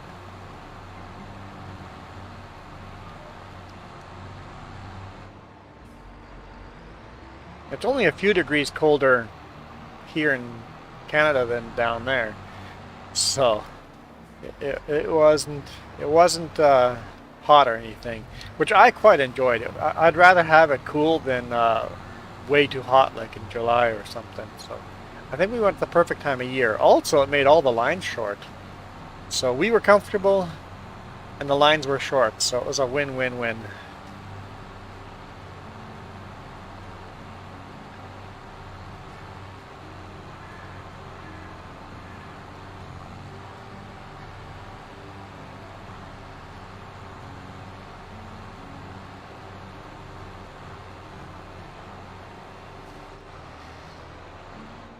Yep, we had brisket, we had some good Mexican food. The thing that surprised me was pickles. They had pickles, they had deep fried pickles, they had breaded deep fried pickles, they had pickles on a stick, they had pickles on every burger, pickles. But it makes sense why pickles is a thing, but it surprised me. I didn't realize. They literally have, like, you know, in parks you'll have these small little ice cream carts going around selling snacks. They got pickle carts walking around selling pickles. But pickles, with the electrolytes in pickles, it really is good for dehydration. And in a place as hot as Texas in the summer, it makes sense that pickles are a thing.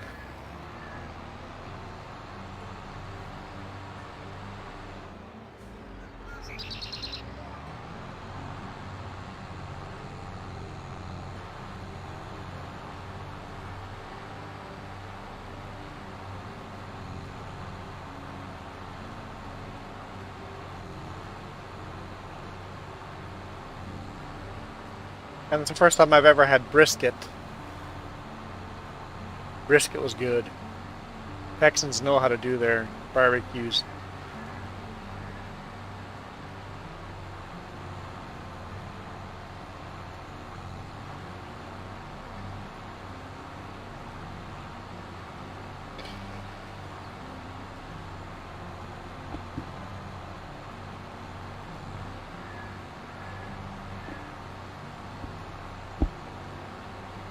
Yeah, I'm making myself hungry. And of course we did the NASA thing in Houston.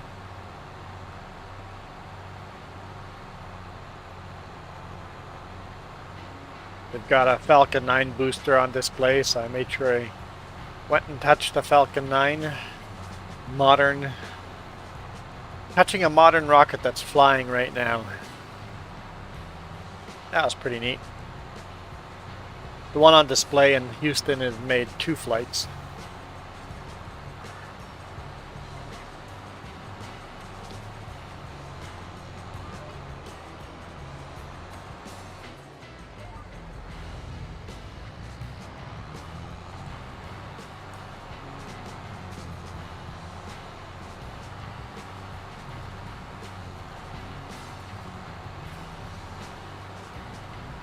And of course San Antonio, the Alamo and the River Walk and all of that fun stuff, the tourist traps. Yeah, there's a lot more tourist traps to visit in Texas. I think we will return.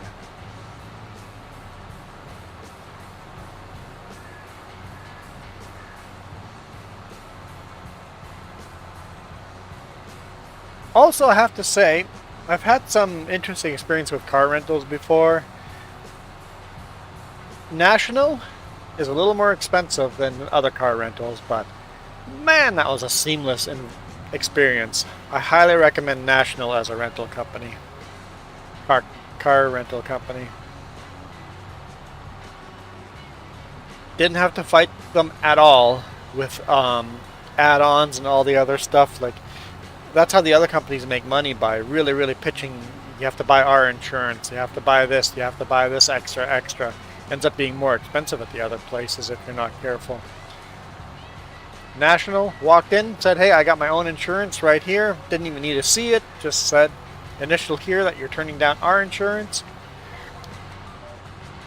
And off you went. When I dropped off the car, they didn't even inspect it for dings and damage. It was just, thanks for the car. Here's your bill, $500 for the week.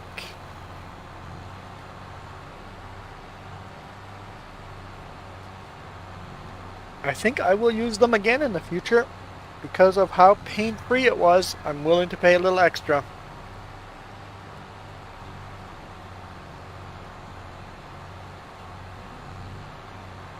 That's got nothing to do with Texas. It's just a car rental company.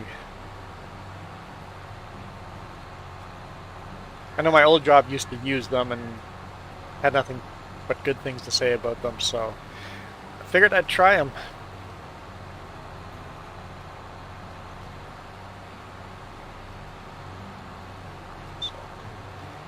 Yeah, when I've rented cars before, I've gone with my phone and recorded a video of every nick and scratch on the car, walked around and checked everything, and all these guys did was they pull in, they looked at your fuel tank, yep, full tank of fuel, alright, and they had the payment system wireless, so they literally met you in the parking lot, pointed where to park. You jump out, get all your baggage out. By the time you got the baggage out, she's checked how much fuel you have, she or he or they, and you're on the way. It was really simple, really fast. I don't know, I was surprised, pleasantly surprised by that experience. You did have to put down a $300 deposit, which was a little steep, but you got the $300 back once you returned the car. And I returned the car quite dirty. I drove some gravel roads, dirt roads.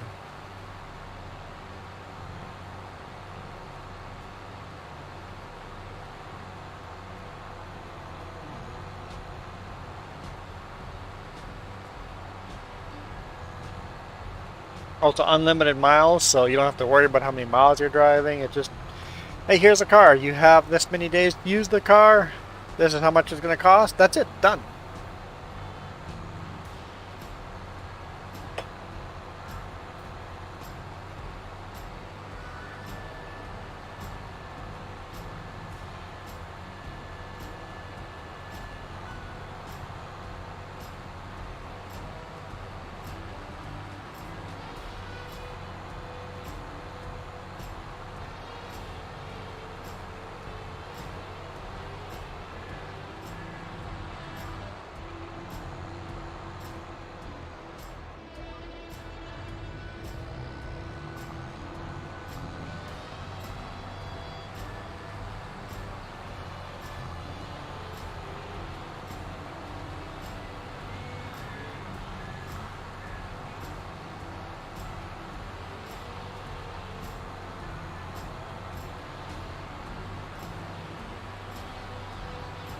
Yeah, they didn't even look at the car as far as dings. just dropped it off. So I guess they don't really care about ding. They're like, as long as the car comes back in relatively good condition.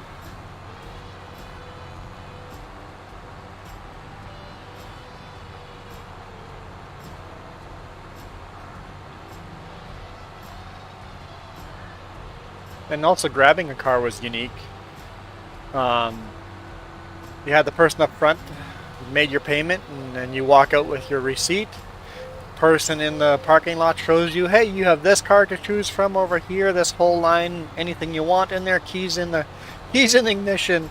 Just pick whatever car you want and drive out and show the person at the gate your receipt. They scan your car and out you went.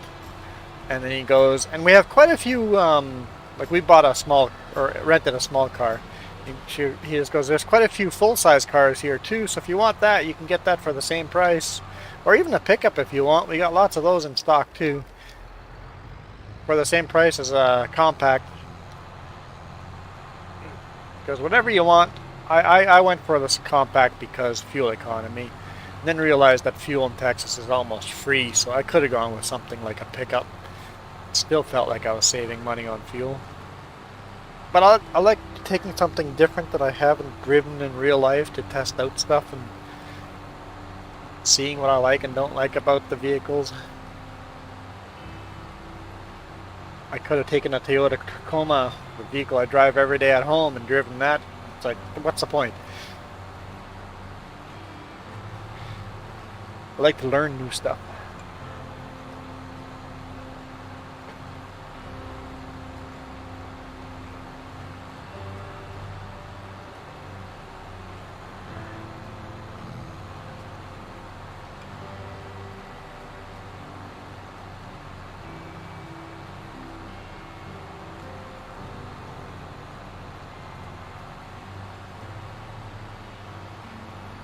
Huh?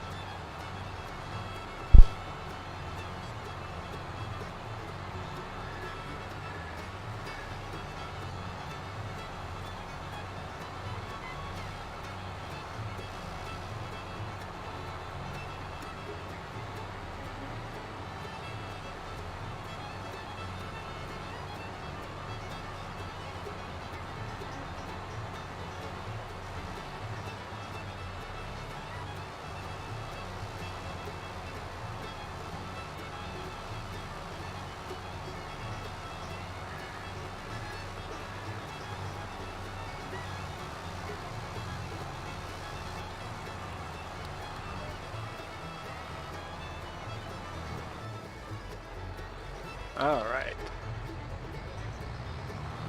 I think we're making good progress on this. Even though Cedar is a bit small. How much would a bigger tractor cost? What is our tractor? Currently we have these two. So 300 horses. Sort by power.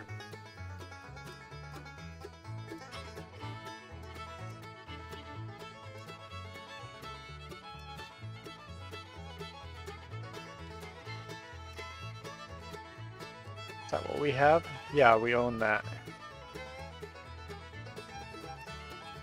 So really we'd have to go to a big tractor. We're still going decent there, so let's go to a large tractor.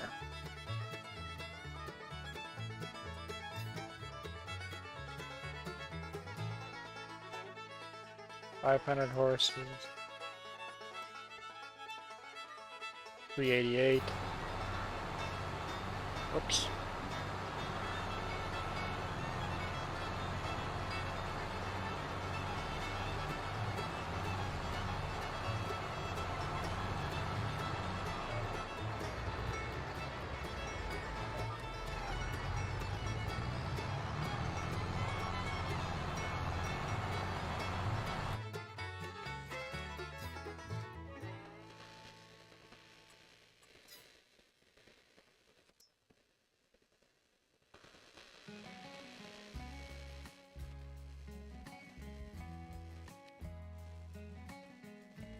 R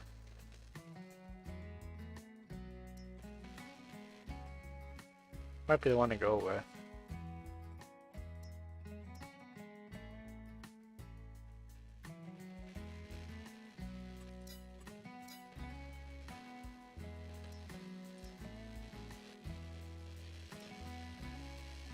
I can see us going with this too.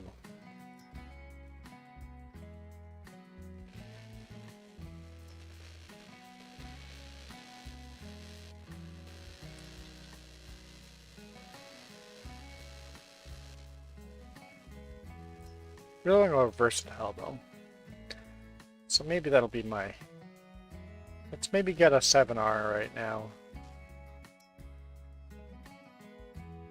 That's only 88 horsepower more than we have right now. Maybe the 8. Maybe the 8RX. Love that tractor.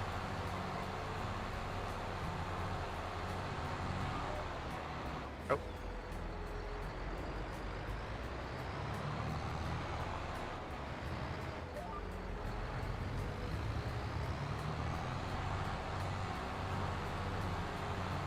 Did miss a little bit there.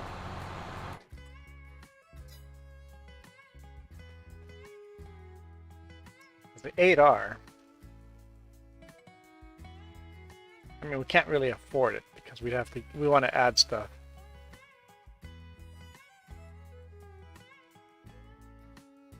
The RX is quite a bit more for the same power, right?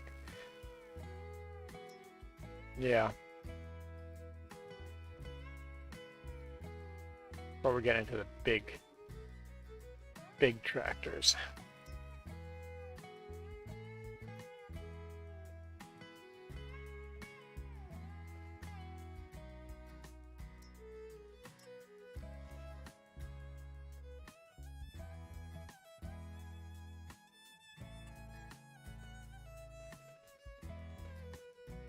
Versatile might be the one to go with, though.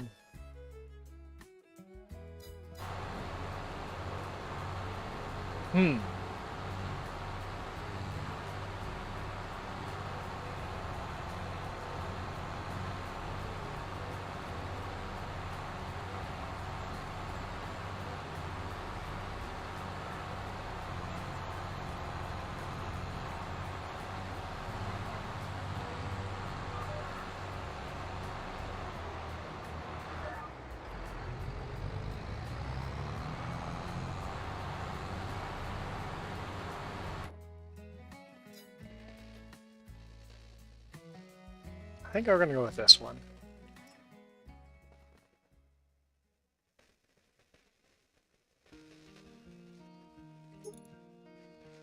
Probably go with a small engine for now and then upgrade later on.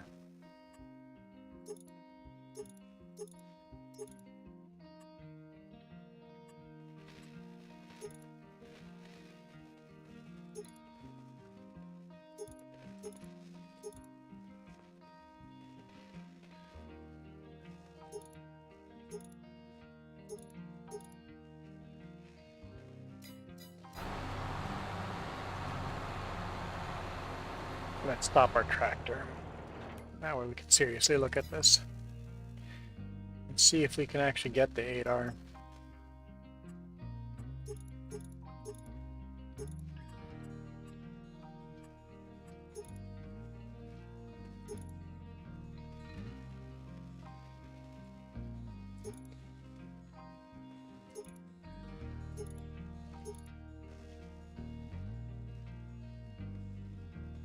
Don't think I would get. Yeah, let's leave. Yeah, American design. Steps are different.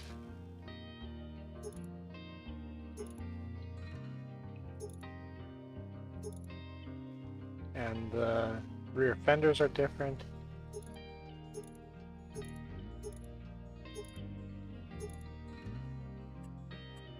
Three-point configuration. I think so. I like the 3-point on the front.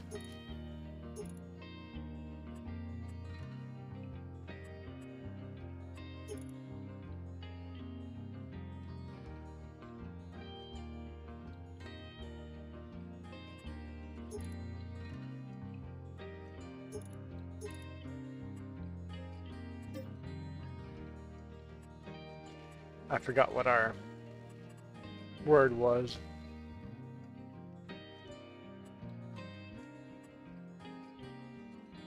Did they change the way this works?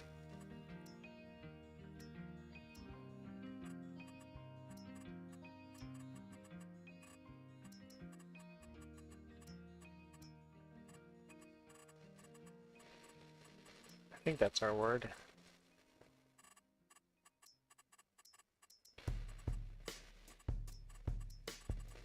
Which is nonsensical, but... Wait, I said yes. Plate, yes.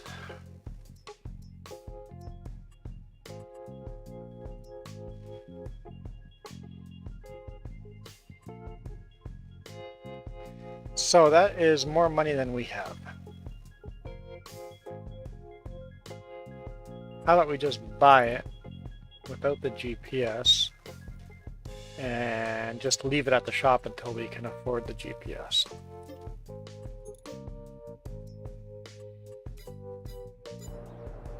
Okay.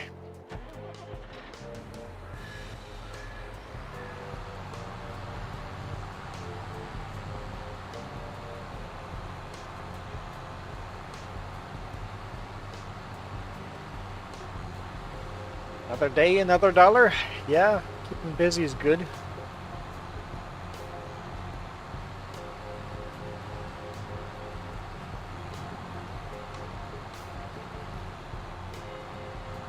I got to go to work tomorrow. Had to argue with the boss. Landed in Spokane yesterday and called him up. Not like my direct boss, I guess my supervisor. It's like, okay, where am I going tomorrow? Oh, I'm loading there. Where's my trailer? Okay. But can you take not your trailer, take somebody else's trailer? I'm like, well, I kind of want my trailer.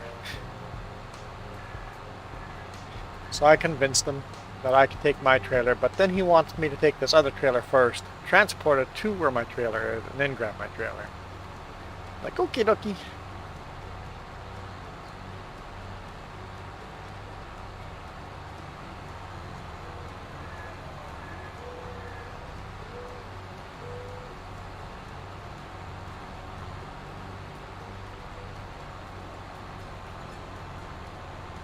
So now tomorrow I'm headed to West Kelowna, grabbing a trailer, bringing that to Salmo, dropping that trailer, swapping on my trailer, and then driving to Nakusp. Load Monday morning.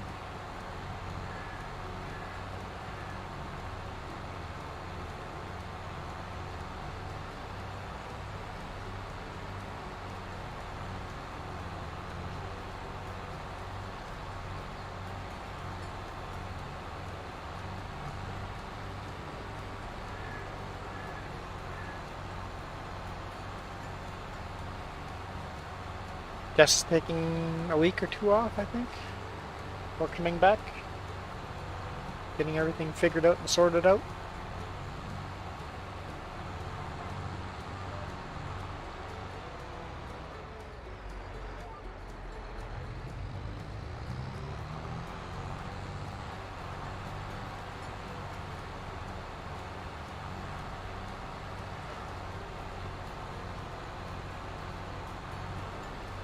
you mean, this week or next week?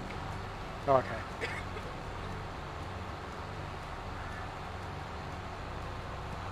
Oh, so you're going to be out for 3 weeks. Okay. Yeah, that's fine. Okay, 3 weeks by myself, doing my own paperwork and doing everything by myself. Poor, lonely me.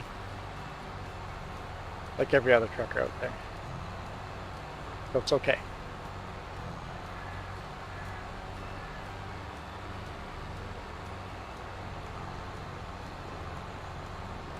I mean, she's betrayed me by doing so, but we won't mention that.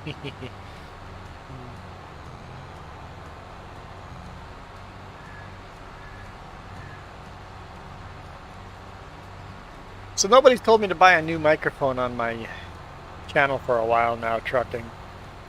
I think I'm going to buy a new microphone. I think it has been decided. I looked for it on vacation because it would be cheaper to buy it in the US, but I looked for this microphone all over the place.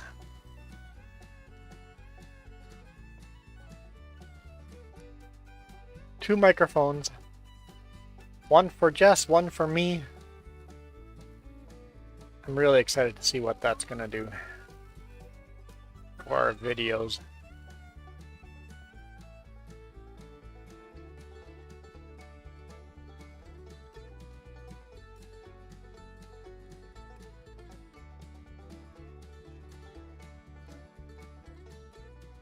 And then, of course, the other thing we want to buy is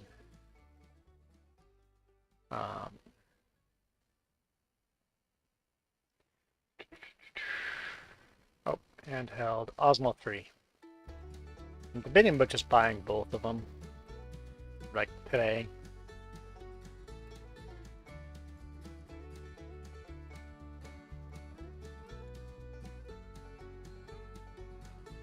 I'm tempted. I'm tempted. Would make our trucking videos better, having those microphone and the Osmo 3. Could finally retire that Sony action cam.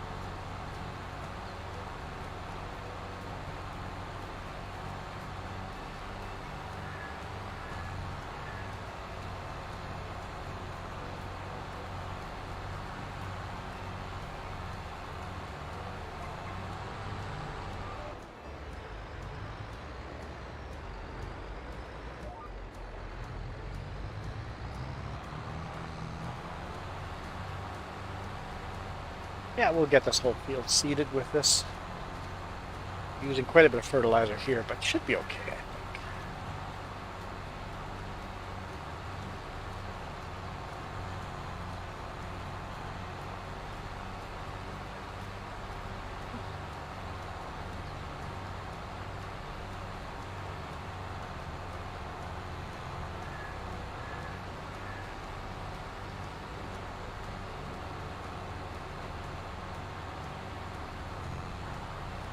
But guess what? I'm starving. What are we thinking for lunch? What?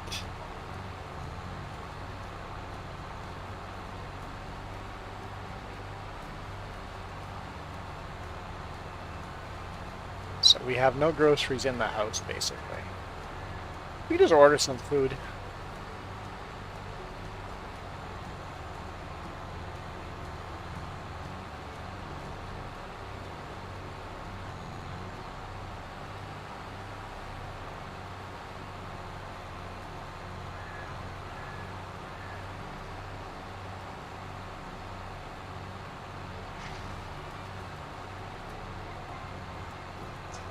And then after we eat food, we could go out and go grocery shopping and all of that. And get my big rig ready again and get all that stuff ready for tomorrow.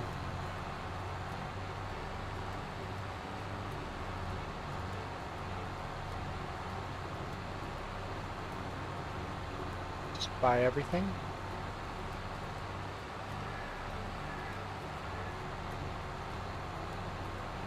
What do I need in the truck? Maybe I did the shopping list, I don't know.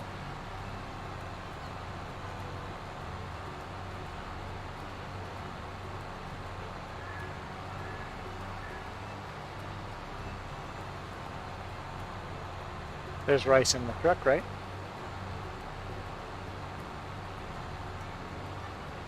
I make that. Yep, there should be rice in the truck. Should be beans. I need some chips. Need some cookies.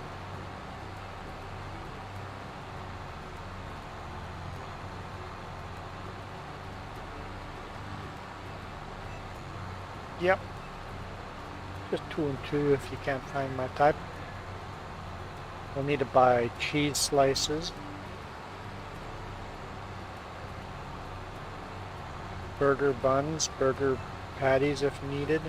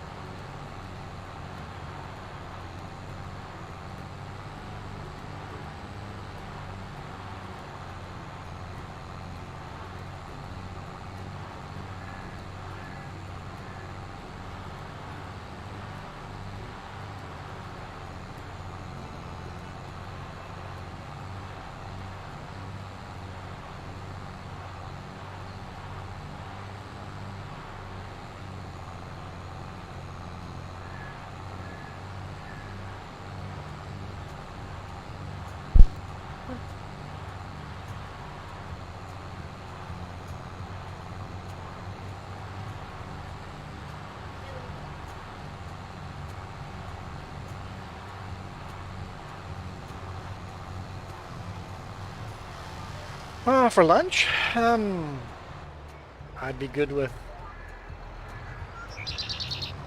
chicken. I'd be good with tacos. Be good with beef. We've had everything, so yeah, we've had good stuff. I'd be good with Chinese, orange chicken.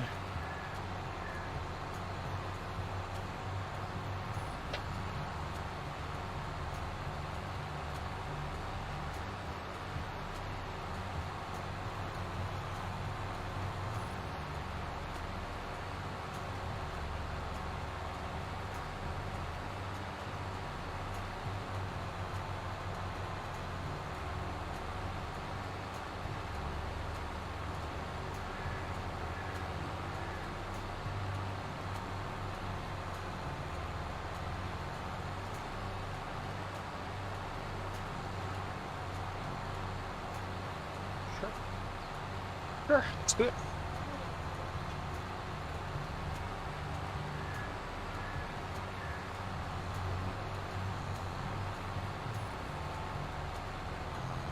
I doubt my big rig's gonna start up. I highly doubt it. Cold weather, and the battery's probably drained from sitting there for over a week. I'll probably have to boost it. Things I gotta work on today. Make sure all these things work.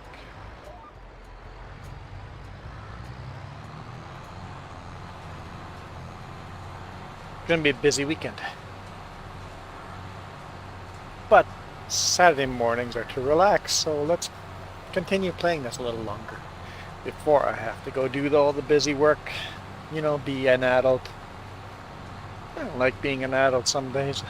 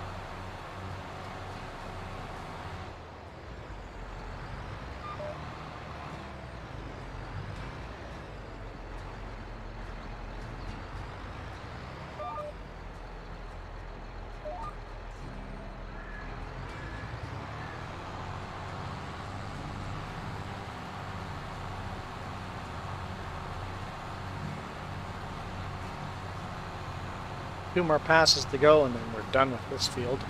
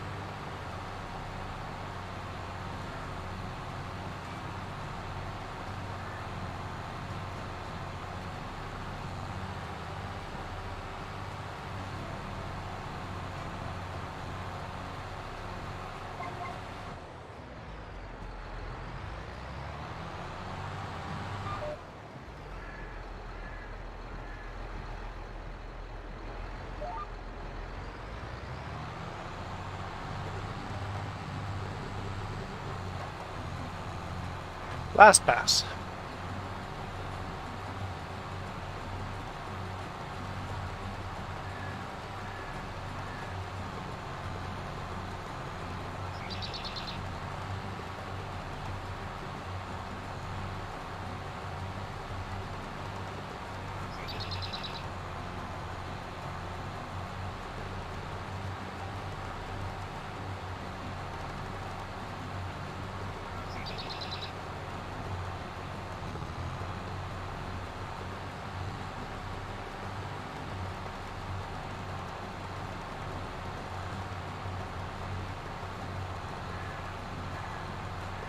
What's that? I thought you had the game plan all figured out.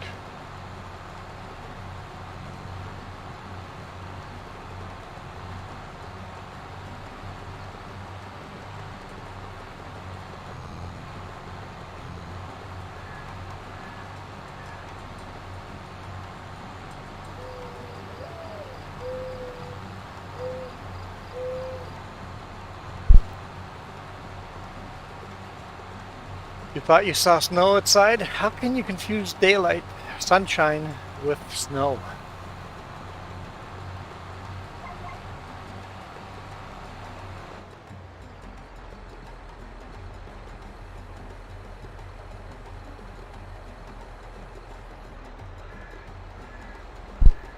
All right.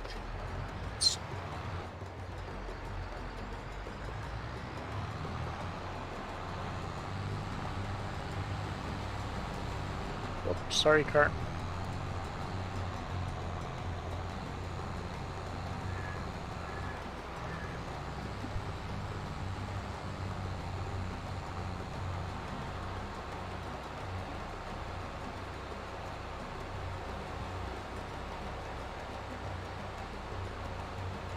Wouldn't you like it when places change their menu?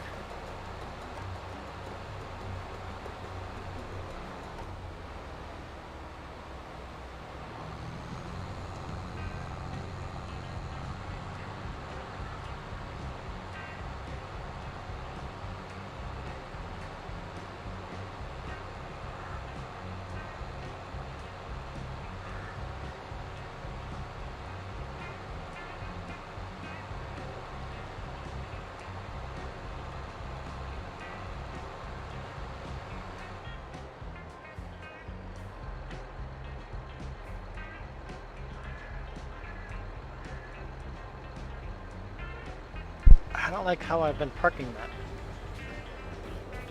Because now I can't.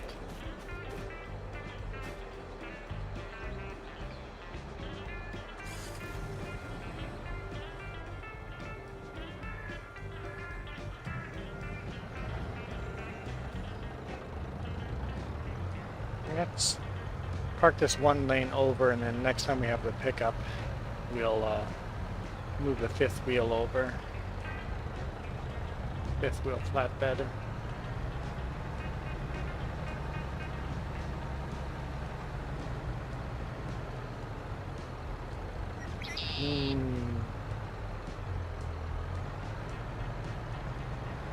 Price.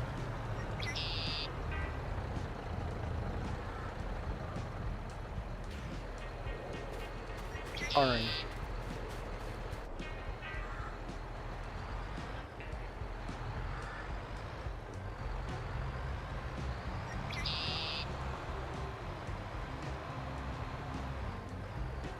Okay, then the other one.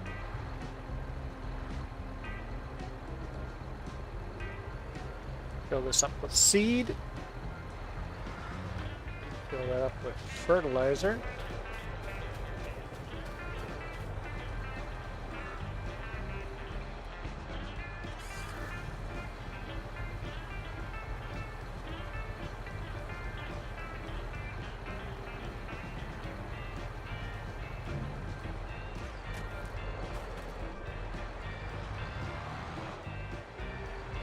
Ready to go for next time.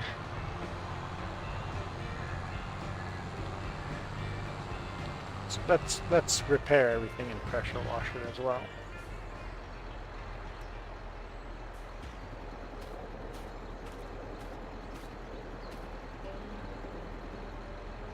What?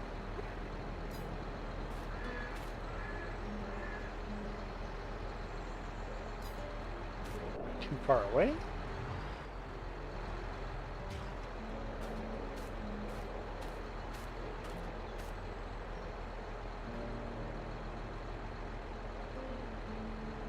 I'm confused.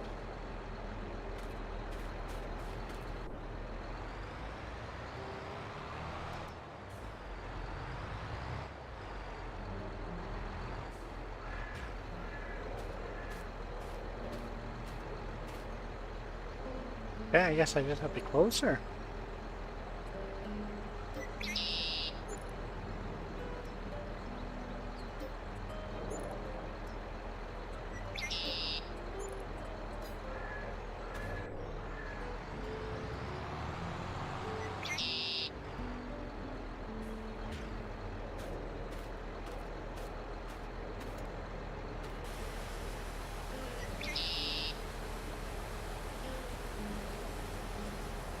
Get all the mud off because we were seeding in snowfall.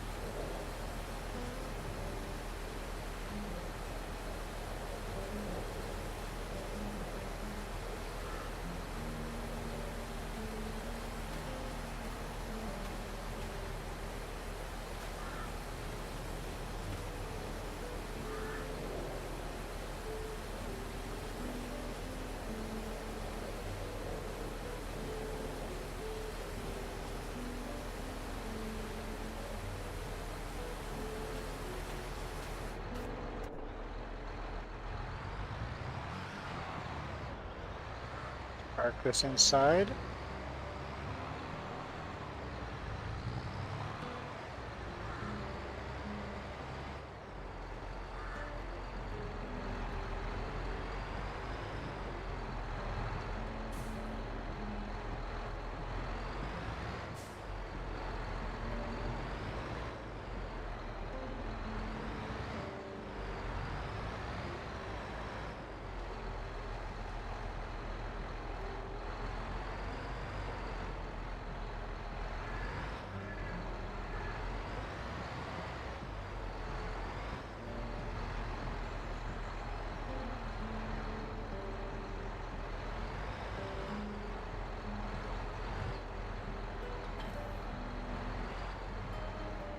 No, just leave that tractor there. Oh, wait. Nope, we're not done. We need lime.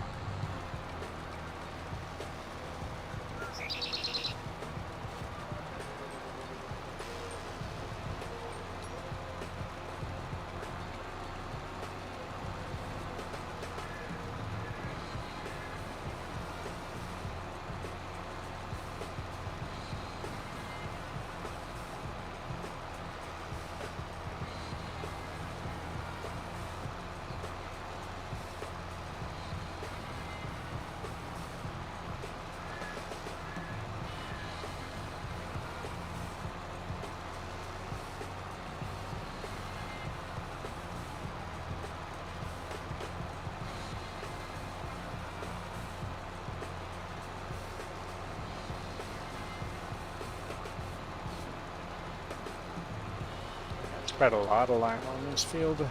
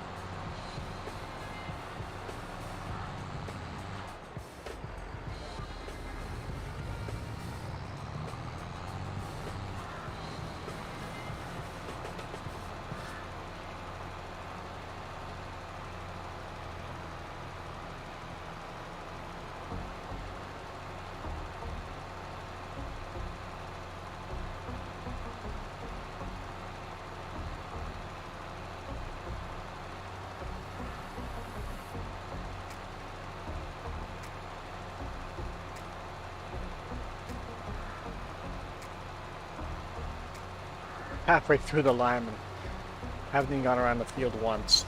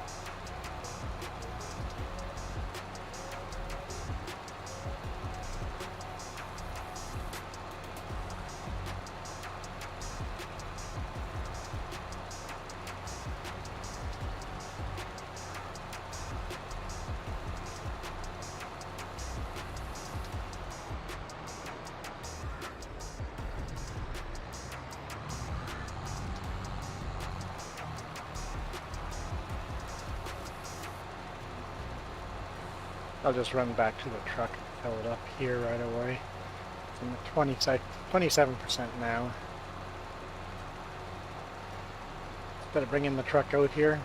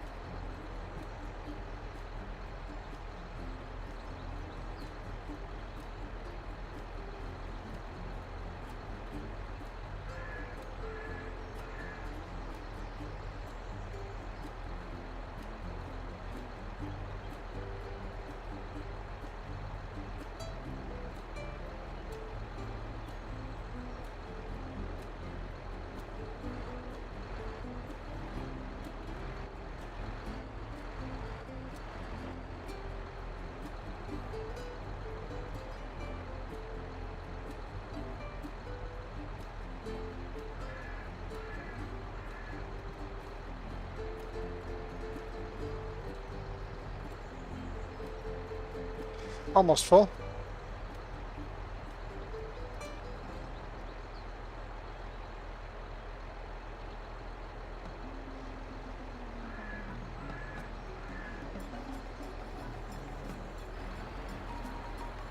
All right. See if we have to come back again.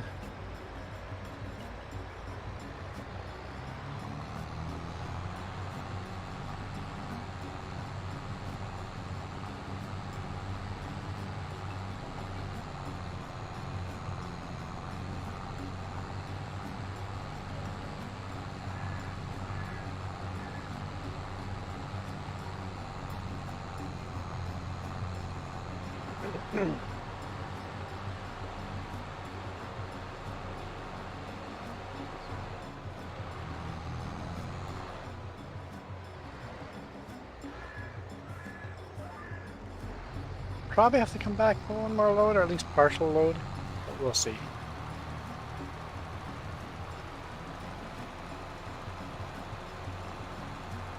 There's quite a bit of overlap, isn't there? Let's adjust this so that we're not wasting as much.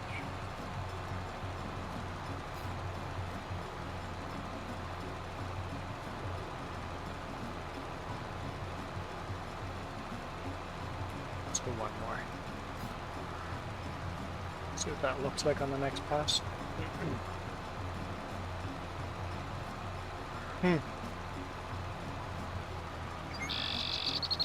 What handed in weakly?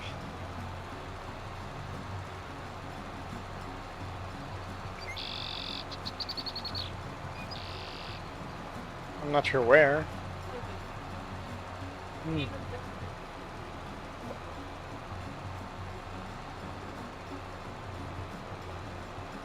That's a general email to everybody. Yeah.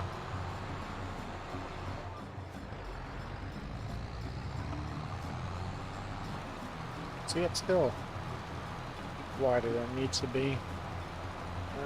Alt home. Let's go even wider.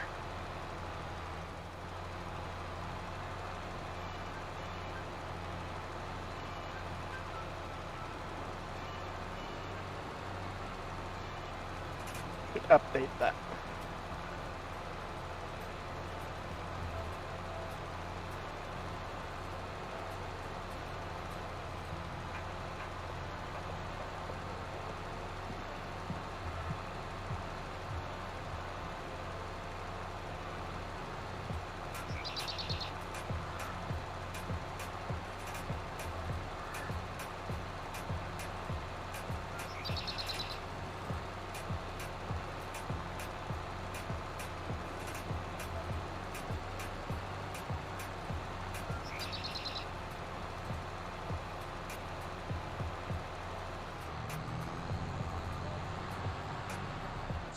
%.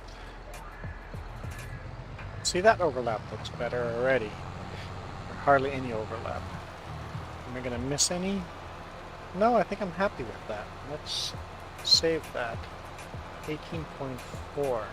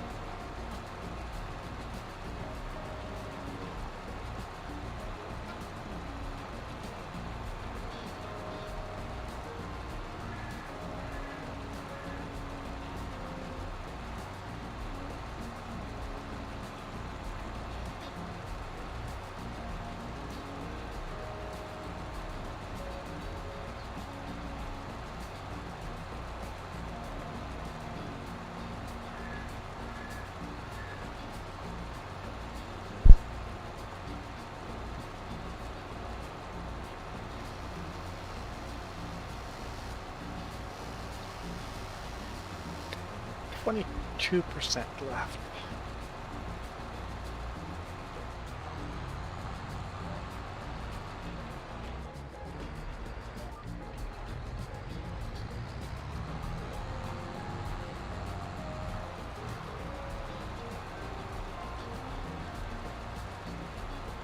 We'll run out before we're back to this end, but that's okay.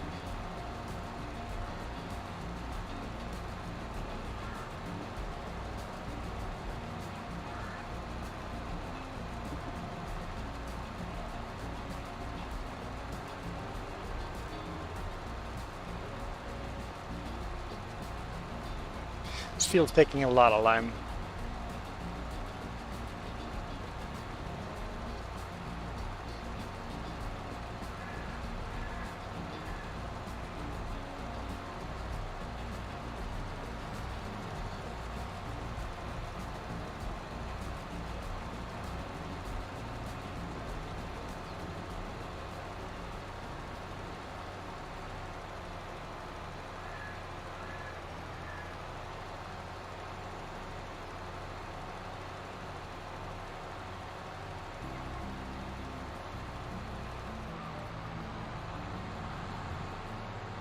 One 1% left.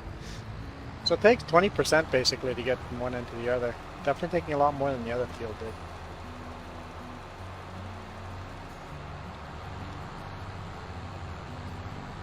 Okay, let's go fill it up one more time. That field done.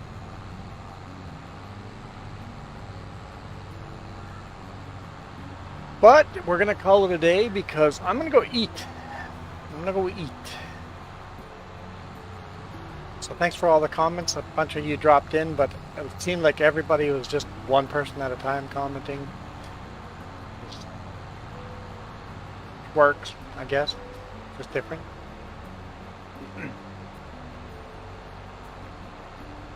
We haven't been here for a while.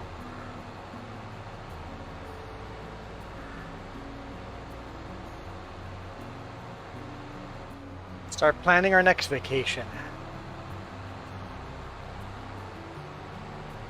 But next vacation I intend to be shooting video on vacation.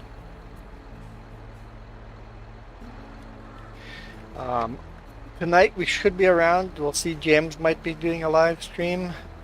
Tomorrow morning I'll be around too. I'm not leaving for work until tomorrow afternoon, so I'll probably do a quick live stream tomorrow morning. But till then, I'll see you guys on the other channel on the highway, trucking away. I'm out of here. You guys rock.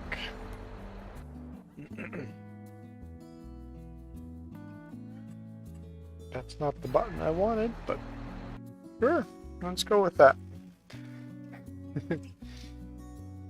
There we go. This video is brought to you in part by the letter C and these YouTube members. Cookie starts with C. What other things start with C?